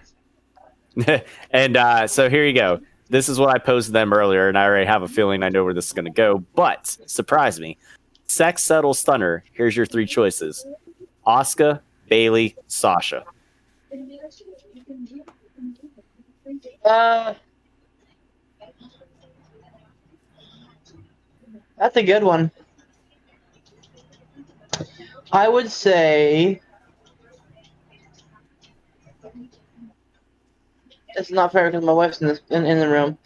Sex with Asuka because I think that it would probably be. Tell her don't get her panties in a wad. It's okay. This is hypothetical. It's fine. It's like a fuck, marry, kill thing. So sex with Asuka because I think it'd be wild. I think it'd be a hell of a ride. Settle with Sasha because it's Sasha. Called it. And stun because Bailey because she's the only option left. Okay.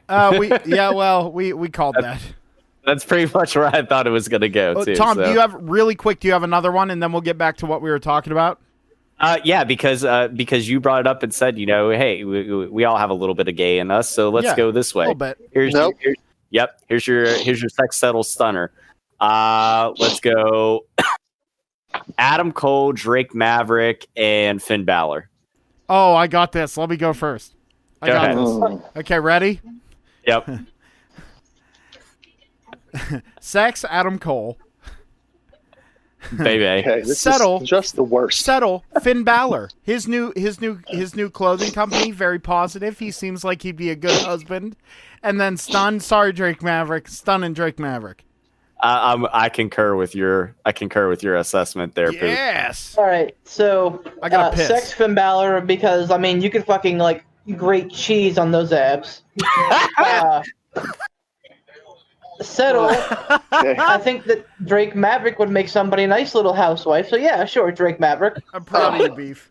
And Stun Adam Cole, because again, he's the only one left. Wow. Ransom. I concur with Tom and Beef, or Tom and Poot. All right. Right? That was easy The enough. worst. BRB. All right, now I'll leave you all to finger each other's buttholes. Have a great night, and I will see you Thursday night for the real episode of the Pittsburgh Pile Driver podcast. Everybody say goodbye to the Ricochet of the podcast.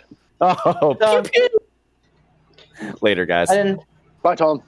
Didn't know if it was a Ricochet thing or an Odell Beckham thing, but either way, it's Poop Play is on the mainstream. As long as it's not a Goldberg thing, I'm okay. Later, guys. You're next. All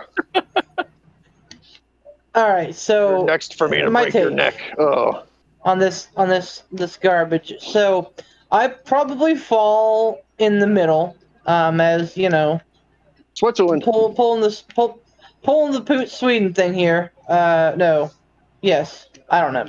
Yep. Anyway, so Sweden or Switzerland? I can't remember. Switzerland, that's the one. Yes, yeah, Sweden, there's something else. Penis pumps. I think that slippery slope. It's just because I do think that, you know, fast food people get the shaft because, you know, a lot of people are like, oh, you know, fast food's so easy, anybody can work it, but, you know, no one fucking wants to. So, like, I'm not saying that they don't deserve more, but I think that you're right. I think that honestly, it's you know, if they were to be paid more, then they gotta fucking prove that they're worth more. You know, they can't just be, you know, given the shit on like a fucking entry level shit. You know, you gotta fucking prove that you're gonna work for that shit. But yeah, exactly. And that's what Adam was. That's what Ransom was saying, was that you know how often is this shit wrong at the drive-thru. But the other half of that is like you were saying about put your heart into every job you do. Well, on paper, yeah, that's a great way to go about it. In principle, like I put the effort into the job that the job puts into me. Even though I knew what I was signing up for, even though I knew, you know, what it was, at the end of the day, if a job is going to treat me well, then I too will treat it well. If a job is going to treat me like just another disposable person, why am I going to break my fucking back for a place that's going to replace me in 2 seconds? So look, I understand that argument, but I feel like it equates into your job there, Beef. I feel like my gripe is essentially if I call into you and say, hey, now again, I don't know exactly the type of customer service you do, but let me just pose this to you. Hey, I want to pay my bill over the phone. That's why I'm calling you. I want to pay my bill over the phone. And you go, okay. You take all my info. You're like, okay, you're good. Your bill's paid. But you never do it. You don't pay. So you're not going above and beyond. You're not saying like, oh, you know what? I could save you money if you did this, this, and this. I feel like that's going above and beyond. But I called into you for one specific reason, to pay my bill. And you go, okay, you want to pay your bill. I can help you pay your bill. I give you my info, my credit card info, and you say to me, okay, you're good. Your bill's paid. But then I check my account next month, and it turns out my bill wasn't paid. I gave you my info. You told me it was paid, and you just didn't do it. Not there wasn't some sort of system glitch. That's out of your hands. You just flat out didn't do it. You listened to me ramble off my info. and you sat there and fiddle-fucked on your phone, or you twiddled your thumbs, or you rolled your eyes thinking, this jackass really should have paid his bill online. It's 2020. Fucking get with it there, dude. Technology. And you just flat out don't do it. So that's not you not going above and beyond. That's you just not doing your job. I equate it to that. No, or like in Poot's case, you know, someone says to Poot, like, hey, we had this company pay us for you to record this advertisement. I need you to record this advertisement. And Poot goes, okay, I'll do it. And when the advertisement airs, it's essentially me plugging the sponsors. Hey, check out Bill's Greenhouse. They do, you know, stuff with plants. All right, here's your next song. Wham. Like, you're not going above and beyond. You're going below the belt of what you were supposed to do. I wish it fucking worked that way. I wish we got paid for production and live announcements. I probably make a lot more money. But Beef, I'm giving you permission. This one podcast, because I don't know why it's happening.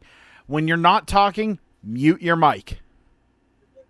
I can't because I'm not using my headset. That might be why we're getting the noise. Anyway, okay, now we figured out the problem. It's no big deal. Now we know the cause. Here's the symptom. Anyway, but like, do you understand what I'm saying? Like, no, I get. Does that argument make sense to you, Beef? Yeah. So there are plenty of gray areas, though. Like, it's not just whether I do my job, whether I don't do my job. It's, you know, do I do my job with an attitude? You know, am I giving you the fucking stink eye that you can't see over the phone? Yada yada yada. So even that's fine with me. You can stink eye me all day, as long as what I called in for you to do as your baseline job you did. Like, I'm happy with that.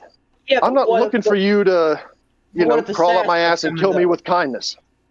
You know. Like, what if I start sassing you? At that point, it's a different story altogether. But that's not going above and beyond. You're being paid to provide customer service. Right. And part of providing customer service is being friendly to people. Now, I could understand if I called in and was an asshole to you.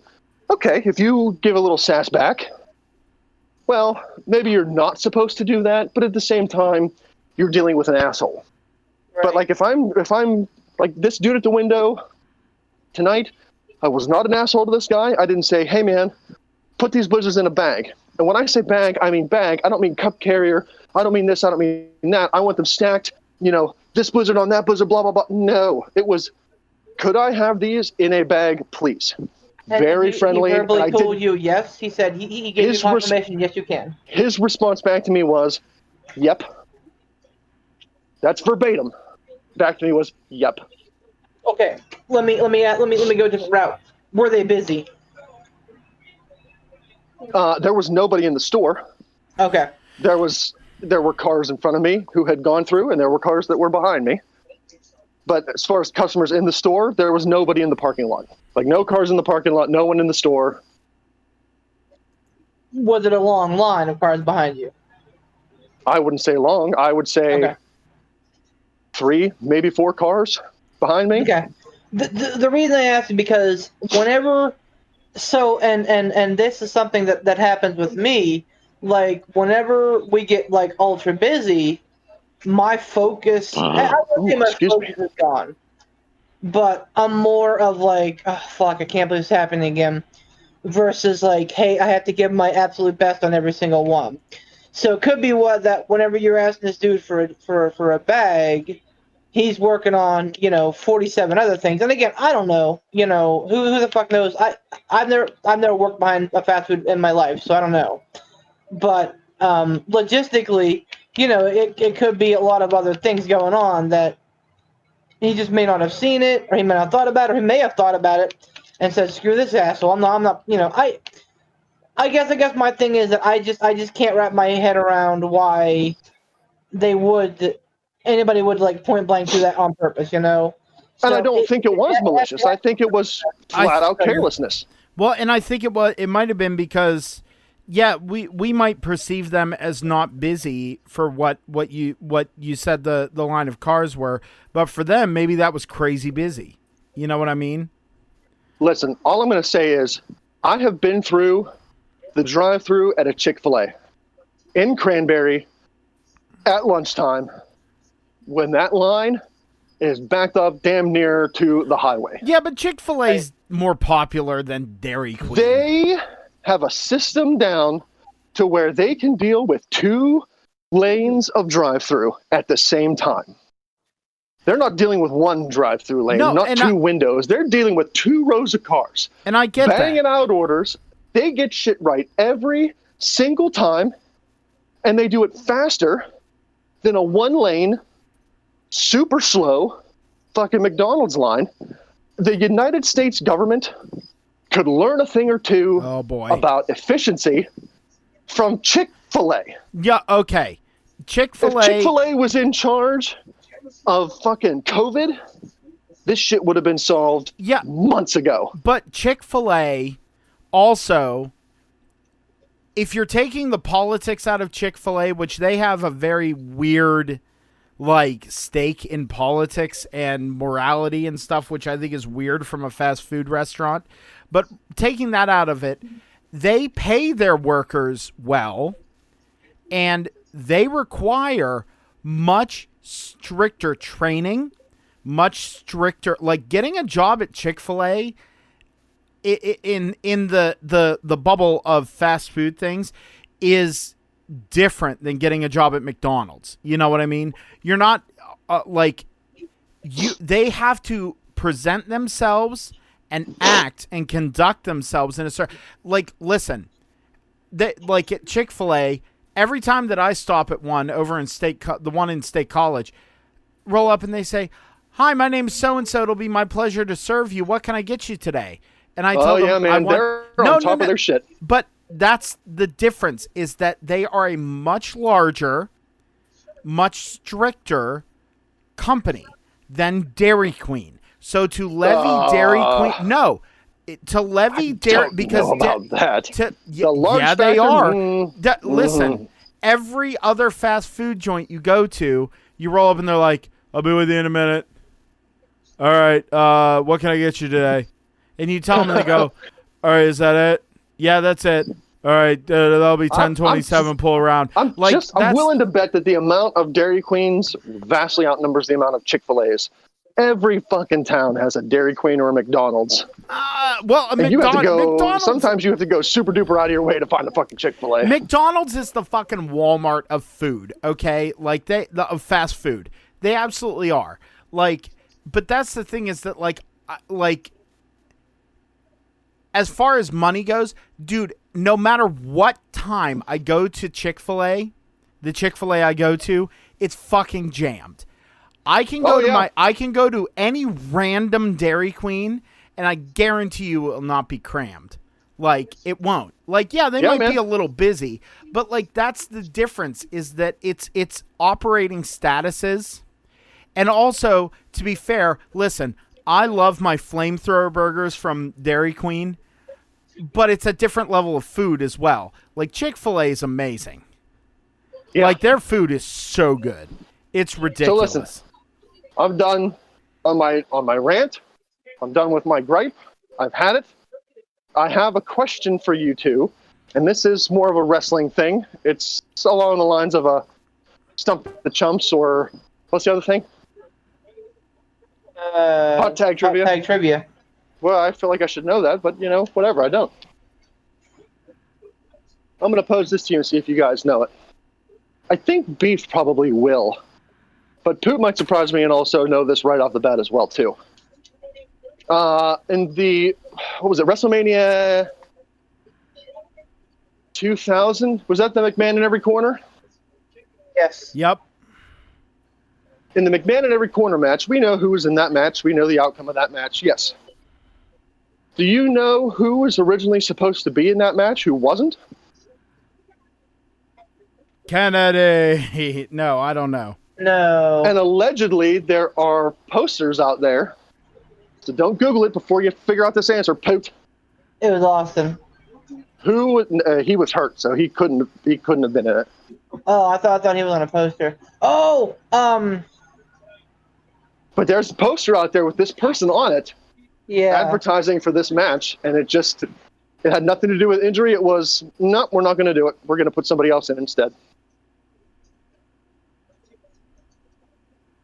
I fucking know what you're talking about too. Yeah. Oh man.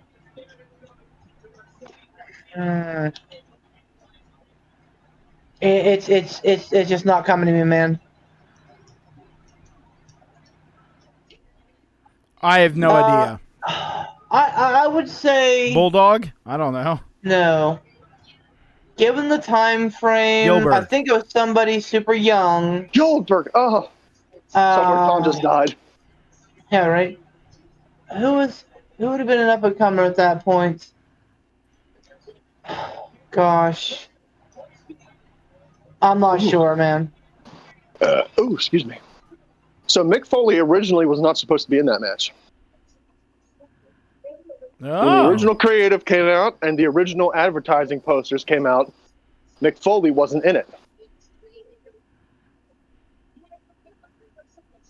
Want to know who was? Right? Who? Chris Jericho. Whoa. Oh, that's right.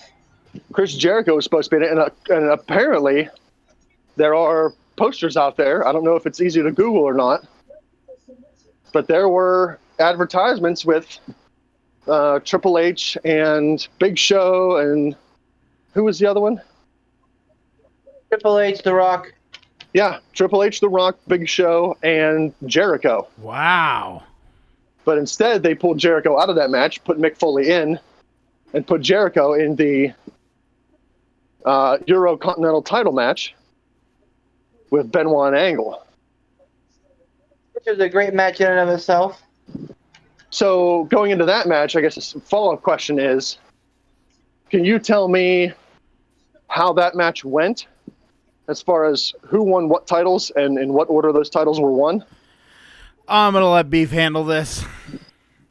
Yeah, so the first fall, I believe, oh boy, Eurocontinental, right? Yes. So Kurt Angle was both, and it was like a double match where the Intercontinental and the European title were defended back to back. Yeah, Kurt Angle, Jericho, and Benoit. I want to say that the first fall was European, Jericho won, and that second fall was Intercontinental, Benoit won. So you had the winners right, but for some reason, Benoit pinned Jericho first to win the Intercontinental title, and Jericho pinned Benoit second to win the European title. And I was listening to Jericho's podcast, and he said, you know, he thought that was super weird. Like, because the European title meant more, meant the Intercontinental title meant more than the European title. So wouldn't you have the lesser of the two titles be won first and then the bigger title be won second? That was his thought on the matter. Yeah, no, that makes sense. He said, you know, by the end of that match, he felt like the crowd was less interested because the more important title had already been won by Chris Benoit. And then when Jericho won the European title, it was, you know, kind of like, you know, woo, that was cool, but that's the lesser of the two titles. Well, I mean, I think that, and you could argue that the Attitude Era was kind of the beginning of it. Like, the beginning of the Attitude Era was kind of where everything started going haywire. You were starting to see, like, you know, the cloth fray, as they say. But yeah. 2000, I think that was kind of like, that was the spark that set off random weird booking. Like you said, it's like, why is the Intercontinental belt first? Why wouldn't the European belt be first? This doesn't make sense. Like, that was kind of the genesis of WWE's just chaos booking. That's a good way to put it, chaos booking. Like, it's knee jerk, like, let's do this because reasons. You know, I mean, I know that sounds that sounds a little like toss off, but it's true. Like, I mean, sure. The beginning of the 2000s was whenever they stopped doing, like, well, the beginning of the Attitude Era, really, and I think, Beef, you could corroborate this, was when they stopped, or maybe the end of the Attitude Era, when they stopped booking long term. They stopped thinking, oh, let's have this angle run for 8 months, 9 months. Like, they started doing shorter and 6 months. Okay, 5 months. Okay, 3 months. Okay, 2 months. Okay, 2 weeks. And then belts were being hot potatoed. Oh, yeah. Like, it stopped meaning something whenever Ric Flair was like, I'm a 16-time world champion. And then suddenly, you had John Cena ranking up the title wins, but, it would be 1 month he'd lose it, 1 month he'd win it. 1 month he'd lose it, 1 month he'd win it. The number of title reigns that you had began to mean less and less at that point, I feel. Yeah. Well, I mean, again, different eras I think are really hard to fucking compare. Because it's a different age, everybody's distracted now, everybody's fucking doing something else, and like how someone could be on a podcast and be playing a video game. Exactly. The Attitude Era did a lot of things right, but it also did a lot of things wrong. And the short-term booking, like you mentioned, is one of those things that it absolutely got wrong. But on the flip side, them going with the hot hand was something that they absolutely got right. So it's like, you're talking out of two sides of your mouth on that one, like, yeah, it's great that they're doing the hot hand thing and that they're really following the hot hand, but on the flip side, it sucks because they're not thinking things through clearly. Well, but that's the thing, is that I think following the hot hand also led down the slippery slope of short-term booking. Like, but that's what I'm saying. I believe that, like, booking the hot hand is always the smart way to go. But you always have to, like, be forward thinking as well. So you have to be, it's Schrodinger's Booker. You have to, like, be in it, but you also have to, like, have long-term vision, and that is something that I believe that New Japan does wonderfully. They do a pretty good job of realizing, hey, someone's a hot hand, but they also are like, hey, fuck, we're planning out angles for 4 years from now. Not that far, but you understand my point. Gato, I think, books about a year out in advance. But leaves himself some time in there to kind of book himself out of a corner if he needs to. Could you imagine if Vince did that? Oh my God, the product will be way, way, way, way, way better. Be way better. Agreed. It's tough because you have to. You definitely have to know, like, where the line is, like how far you're going to trust people, like you definitely put a lot more trust in the guys to be able to achieve what you want them to do in that scenario. I don't know, man, like, I feel like that. So going back to, like, the whole, like, minimum wage working thing, like, whatever, like, that kind of thing requires a lot more fucking tedious attention than just, like, setting it up, like, dumb booking, as bad as it is to say, like, just kind of, like, putting it on cruise control and saying, okay, we're just gonna let this thing do itself, I don't know. I just feel like you would have to be connected 110% of the time, and I don't know that Vince has that kind of want or need to do that anymore. Well, and he sure as shit doesn't trust anybody to do that either. So, well, and I mean, can you? That's the problem right there. That's the crux of the matter, is that he doesn't trust anyone to do it. That's the problem. is that if he would have slowly over time found people that he trusted and that he, went, okay, I'm trusting you with my product, I'm trusting you with this, I'm trusting you with that, then it would have been, everything would have been cool. Like, I honestly believe that. Like, things would have been a lot different now. But Vince doesn't do that because he's a megalomaniac.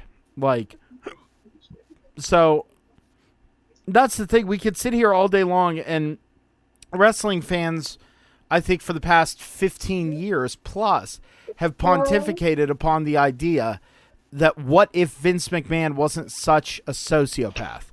What if he wasn't such a control freak? What if he wasn't such a nutbag? Like, what would we be Fill getting? in the blank. No, seriously. Like, what would we could do that forever and ever and ever. Amen. And I'd like to expound on this more, maybe on the P3, because I was going to ask you guys, you got a little time for $1 million butt before we call it a night? Sure. Well, sure. $1 million bud, $1 million bud, $1 million bud, $1 million bud. Okay, $1 million but you get $1 million, one-time payment, $1 million. But they're all stolen bills from a dangerous Mexican cartel. Oh, Lord. And they're traceable. Oh, Lord. And you can't launder it. You could try, but more than likely. $1 million is not enough to get wrapped up in that sort of nonsense. That's a hard no for me. I agree. Like, $1 million is great, but I mean, you're basically putting a target on your back, while you have the money. Once the money's gone, for the rest of your life, for the rest of your family's life, no thanks. All right, that's fair. Okay, here's one. This will show how altruistic you are.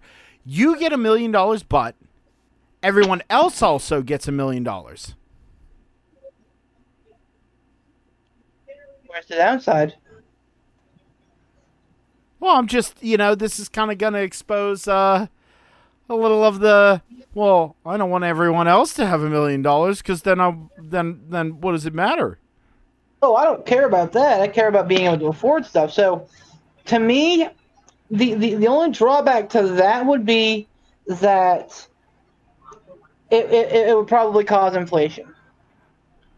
So, like, a $200,000 car would then become a $600,000 car, and I mean, that's cool and all, but, not necessarily something that I would be looking to do. But, I mean, at the end of the day, like, I think that it'd be worth it, to at least let everybody have that kind of flex because, I'm sure that there are people out there, I'm sure that there are a ton of fucking people out there who have great ideas, but they just don't have the means to do anything about it, All right, that's fair. Why not? Why not? All right. Hell yes. Ransom?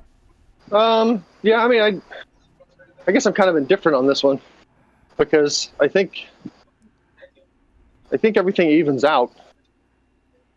Because I don't know. I think suddenly, if everybody woke up tomorrow and everybody had $1 million more in their bank account than what they already do, things would equal out. Like Beef said, there'd be inflation. Suddenly, something that cost $15, that's now going to cost $115, or however the inflation is going to work out on that product. Okay, that's fair. So I don't. Yes, no, I don't know. I think it all balances out at that point. Nobody's any better, but nobody's any worse. If everyone's special, no one's special. $1 million, but yeah. You have to poop it out in 50-cent pieces. Yeah, I'll do it. But I'll clean it off. I'm not worried about it. Wait. figure the ramifications here. You take your family out to a really nice meal. Real nice meal. And you got to pay for it. What do? Well, I'm not going to crap it out then. I'm going to crap it out, clean it off until it's all out of me. And then I'm going to put that in the bank. What's the average meal for a family of 4 when they go out? What would you say? $40, $45? Yeah. If you went to an average, if you went to like an average, like, you know, we'll say generic, like a sit down. Yeah, like a generic diner. I mean, fuck. Brittany and I spent fucking $45 at a sit-down restaurant. Yeah, well, you know, that's a whole different comment. All right, Ransom. Okay, well then, fine. We'll say 65. Right? Is that fair? 65. Sure. So here's my question about this whole thing. Do you poop it all out at once, or do you just like, is it like a fucking ATM? Well, I mean, do you poop out all your poop at once every single time? No, but I'm not, Well, I'm not carrying 50-cent pieces in my gut. Well, but think about that. You kind of have to treat it like poop. See, even I then, would surmise. like even then, I'm saying yes, because like I'm not going to treat it as I'm not going to be like, hey, do you want to go out to a restaurant? Yeah, let's go out. Well, I'm not going to take my debit card or any cash with me because I'm just going to crap it out then and there. Like anytime I have to go until I reach that $1 million mark, I'm going to, crap into a colander, rinse it off, clean it off, set it aside or put it in the bank until eventually I've got that $1 million in the bank. I have cleaned plenty of diapers and dirty butts. I can do this. I'm not worried. All right. Beef? I don't think I would. Not because I got any problem with pooping money, but just because I have a problem with pooping money. Like, I don't have any problem with it, like, the actual act of it happening, like, the, getting it that way. I have a problem with the act of it happening, and the fucking pain of sitting there trying to fucking pass 50-cent pieces, like, that would be a real fucking pain. Yeah, I mean, you eat enough broccoli, it'll come flowing right out. Get enough fiber in your diet, and it's just... All right. It's just, you're going to pee out of your butt, and ching, there's money. There, okay. All right. All right. Pooh, what are you doing? Me? Absolutely. I'm a single dude. I could spend time and just poop money and then wash it off and put it in the bank. That's fine. It's fine. No, I don't have any. I don't have to worry about anyone's other thoughts or concerns. On that note, hey, I got one. Okay, go ahead. Can I throw it out? Go ahead. $1 million butt once a year, out of nowhere. You take a super kick from a random wrestler. Could be. We had a question similar to this before, but it was specifically the Young Bucks. Okay. Well, no, this is once a year random wrestler. So 1 year it'll be a Shawn Michaels. 1 year it'll be an Adam Cole. 1 year it'll be fucking chest flexor. Chest flex. So, 1 year you're going to take it on the chin from an HBK. And HBK has given away so many sweet chin musics over his career. He knows how to throw it. And you either feel nothing or the damage is very minimal. Or you're taking it from a sloppy guy, maybe a Ryback, who, he's putting everything into your jaw. Listen. Or maybe a newbie who doesn't really know how to throw a good super kick. See, sloppy guys who throw super kicks end Bret Hart's career. Yeah, it could be a Goldberg. So enjoy that $1 million, but now, guess what? Concussion City, Stroke City, you're done. Ooh, Beef, you field this one first. Well,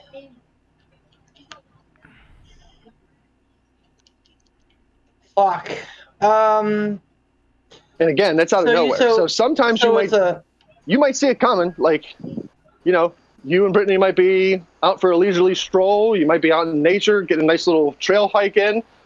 And boy, that guy walking down the trail looks an awful lot like Adam Cole. Oh, that is Adam Cole. Oh, that's really cool. Oh, no. Yeah, you got enough time to get your hands up. Or, you could be sitting on the throne trying to, poop out your 50-cent pieces. Suddenly your door flings open. You're next. Wham! Oh, this is the worst poop ever. So one-time payment and one-time payment, but once a year it's a guaranteed super kick from somebody. Yep. If you're lucky, you'll hit a super kick on December 31st, and then one again on January 1st, and get them right out of the way. But maybe there'll be space. It's hard to tell. I probably would. Just because it's exciting, you never know what's going to be coming. Ooh. I'm going to go with... I'll go with yes, because I would put signs up around my house that said, hey, listen, go easy on me, and I'll give you $10,000. You're going to run out of money fast. Oh, well, I'm frugal. All right. Okay, $1 million, but you can only spend it on things people tell you to spend it on. Now, you guys are married, so you already do that. But, Is it anybody or a specific person? No, it's literally you can't spend the money unless someone tells you you can, like, hey, buy this. Like, you have that $1 million. It's in your bank account, but you can't spend it unless someone says, hey, buy this. So are we asking permission then, or somebody has to approach us and be like, no, someone has to come to you and say, hey, buy that. And you have to buy it. You can't solicit like an implied, oh, I really like this thing. You can't do that. Can you decline? Nope. Or is it like, oh, this person told you to buy this, and now you have to buy it? I mean, well, okay, we'll leave that open. No, you know what? We'll make it a little more difficult. Yes, if someone tells you to buy something, you have to buy it. Oh. Can I go? Go ahead. Yep. I would say no.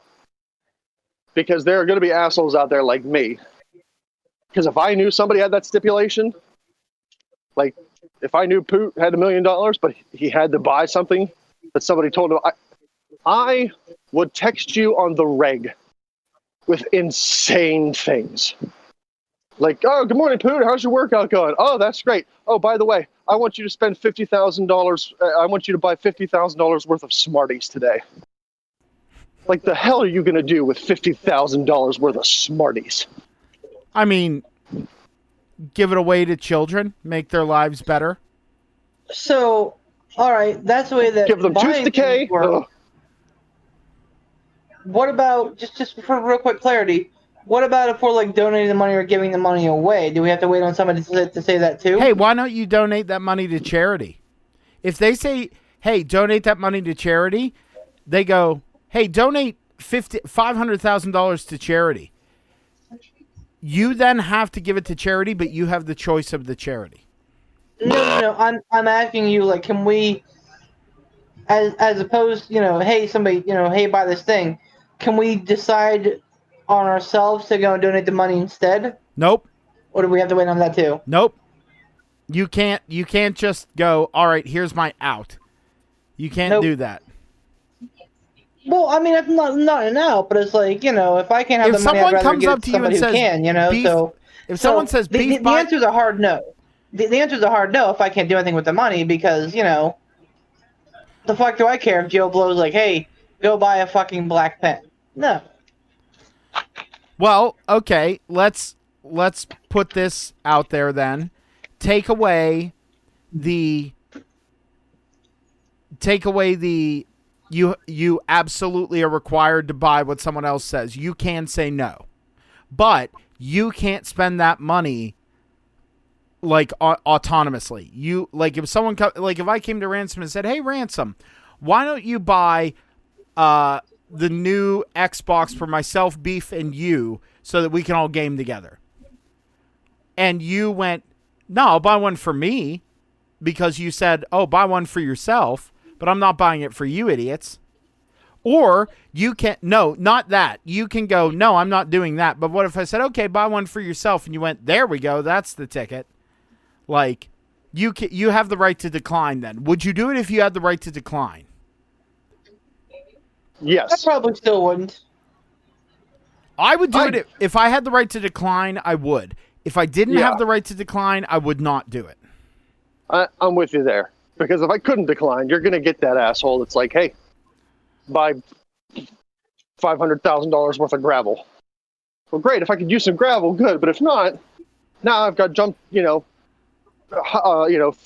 dump trucks worth of gravel sitting in my yard. What am I going to do with that? That's true. That is true. But if I could decline it, I'll decline it until somebody with a good suggestion comes along. Like, hey, why don't you donate $10,000 to Meals on Wheels? Oh, you know what? That's a good suggestion. I'll go ahead and do that. There you go. All right. Well, and you know what, Ransom? I'm proud of you because you went the route of a goof of buying $50,000 worth of Smarties versus going, hey, Poot, buy $200,000 in stocks and bonds in my name. Like you went the goof route, and that's why you're great. All right, I got one more. If you guys have any other ones, you can, but I got one more. $1 million a year. Every January 1st, you get $1 million. But every time you spend it, you have to lick the closest person to you.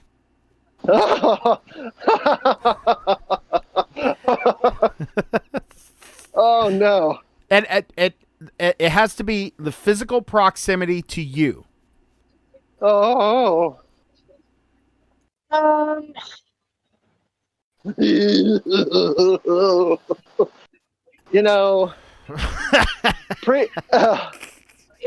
I would say yes. Pre-COVID, I'd say yes, because then it's like, okay, this is awkward. Why did you just lick me? Now, you spend that money, and you have to lick the closest person to you. You lick the wrong person. I'm not worried about getting COVID. I'm worried about getting stabbed. Because freaking COVID makes people crazy. People have been stabbed and shot at gas stations for not wearing a mask while pumping gas. That has happened. Could you imagine if any time you spent that money, you had to lick the closest person to you? You wouldn't make it 5 years without being either violently assaulted because COVID panic or murdered. So pre-COVID, yes, because hilarity then ensues. Post-COVID, no, because someone would be dead. I would do it because one of two things. Either I would hope by that point someone would go, oh, this guy's $1 million a year. I'm going to hang out with him all the time. I would hire a designated licker or lickee. I would hire a designated person to be the lickee. They would just be with me all the time. They'd be part of my entourage. Now, I'm hoping that I could finagle a very pretty woman into that, but... Well, hell, they wouldn't even have to be with you all the time. They could just be, like, on retainer. Yeah, exactly. And you could just call them up and be like, hey, I'm going to go spend a chunk of this change. Meet me here. Yeah. Or what you could do is if they weren't, if that wasn't the scenario, you go somewhere, let's say you buy... you go out and you buy a whole new wardrobe. And they're like, okay, that's, of nice clothes. So that's $8,000. And you buy it, and you grab the person closest to you, and you lick them, and you look at them and go, before you get angry, if you let me lick you one more time, you're going to get $20,000. Yeah. And then you're spending $20,000. You lick them, they have $20,000, they're happy. Well, that's a good point. Yeah, but at that point, though, like, you're, again... It's the same thought of, like, trying to buy people off to, let you do stuff. What if you went through the drive-thru to get coffee and the closest person to you was the barista and you had to, like, climb through the window and be like, all right, come here. No, look, I just want my coffee. Just come here for a second. That just cuts. I don't think I would. That's just a super weird, like, intimate thing. Oh, I would absolutely do it for the hilarity that would ensue. Yeah, I'd do it, but I'd do the poot route. Like, if I had to go somewhere, like if I knew, all right. And plus, I wouldn't spend it on coffee. Like I wouldn't buy small things. I'd buy big things. Like I'd spend 500,000, 7,500 or 75,000 at a time. Like I'd spend chunks of change, and I'd just bring Tara with me. Be like, hey, we're gonna go buy a house. And when I hand that money over, it's like, oh, Tara's right next to me. Here's a little face lick. She's gonna be like, ugh, this again. Oh, but we have a new house, so yeah, I'm cool with it. See, the man's a thinker. It's essentially face-licking prostitution, which I'm okay with. All right, so those are the ones that I had. Does anyone else have anything before we wrap up? Yeah. All right. $1 million, but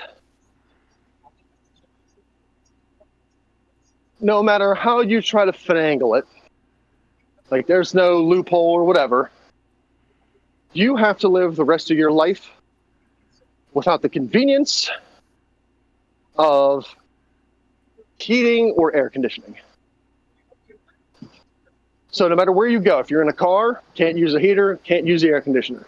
If you're in a house, you said can't use the heater, can't use the air conditioner. $1 million. Now you say convenience, but heating in the winter is not a convenience. It's a fucking necessity. Heating in the winter in Pennsylvania is a necessity. Heating in the winter in Florida, it might get chilly, but you're not dying.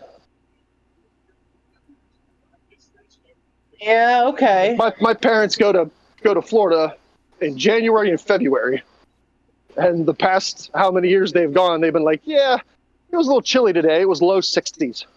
Like, okay, I'm good without a furnace in my house. If the temperature doesn't get lower than the 60s, I'm top notch. I'll put some sweatpants on. Yeah, like I'm a walrus, so like I'm good in the wintertime. Like I just have to understand what you're up. saying. Like you live in Pennsylvania, you don't have a heater. Yeah, you could wind up dead. I mean, you really could. There's some cold ass days. But, I guess it all depends on where you're currently at. And you get $1 million, I can move to Florida and get a condo. You ever have a space blanket? One of those silver blankets? No. Oh, dude. Oh my god. Oh, dude. Those some bitches. We would sleep in tents in the dead of winter, and all we'd have was that, and we'd be toasty warm. Oh, nice. Yeah. And they're like $20, if that. Like, not even. Yeah, all you need is that. Oh, sorry. God. Well, and the other half is like, oh boy, I don't know, man. Like I would be miserable. So like, I get miserable in the heat, like in Pennsylvania. I guess though, if I had $1 million, you have a winter home and you can have a summer home. Yeah, and I could just fucking exist in a pool all day. Like, I probably wouldn't have to do much the rest of my life. That's a fair point. Yeah. Yeah, I'd probably do it. Oh, again, absolutely I would do it. Like, air conditioning is great, but, like, at that point, I could have air conditioning is a necessity where I'm at right now because my room gets boiling lava hot with my computer and my lamp and shit.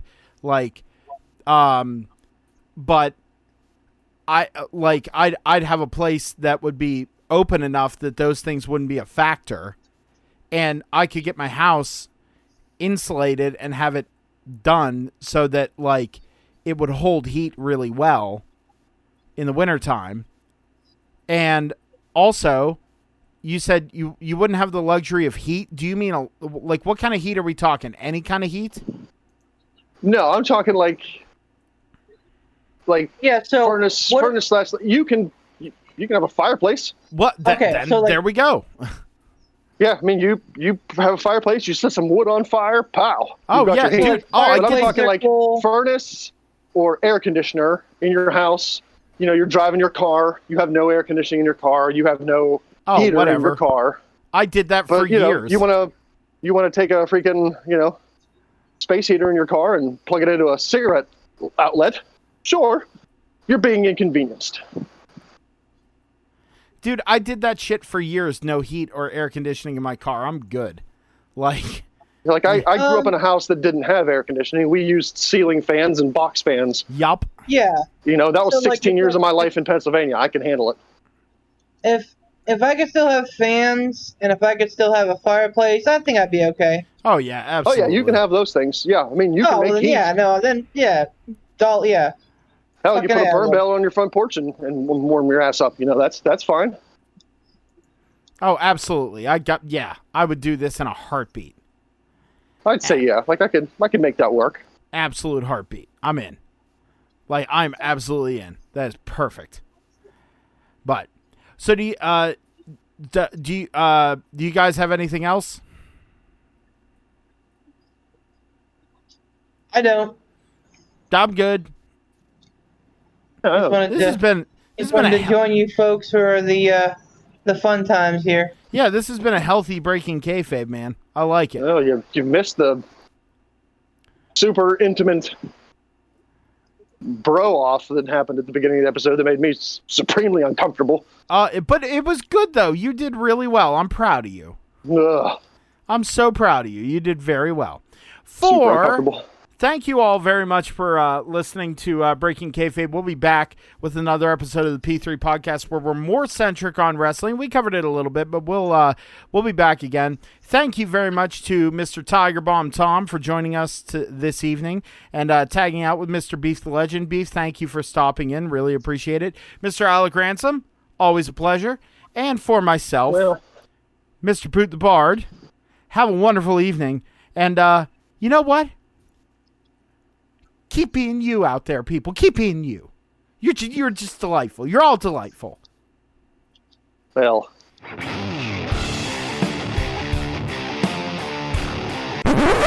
I want you to see what I had for dinner with your spooky, fiendy finger.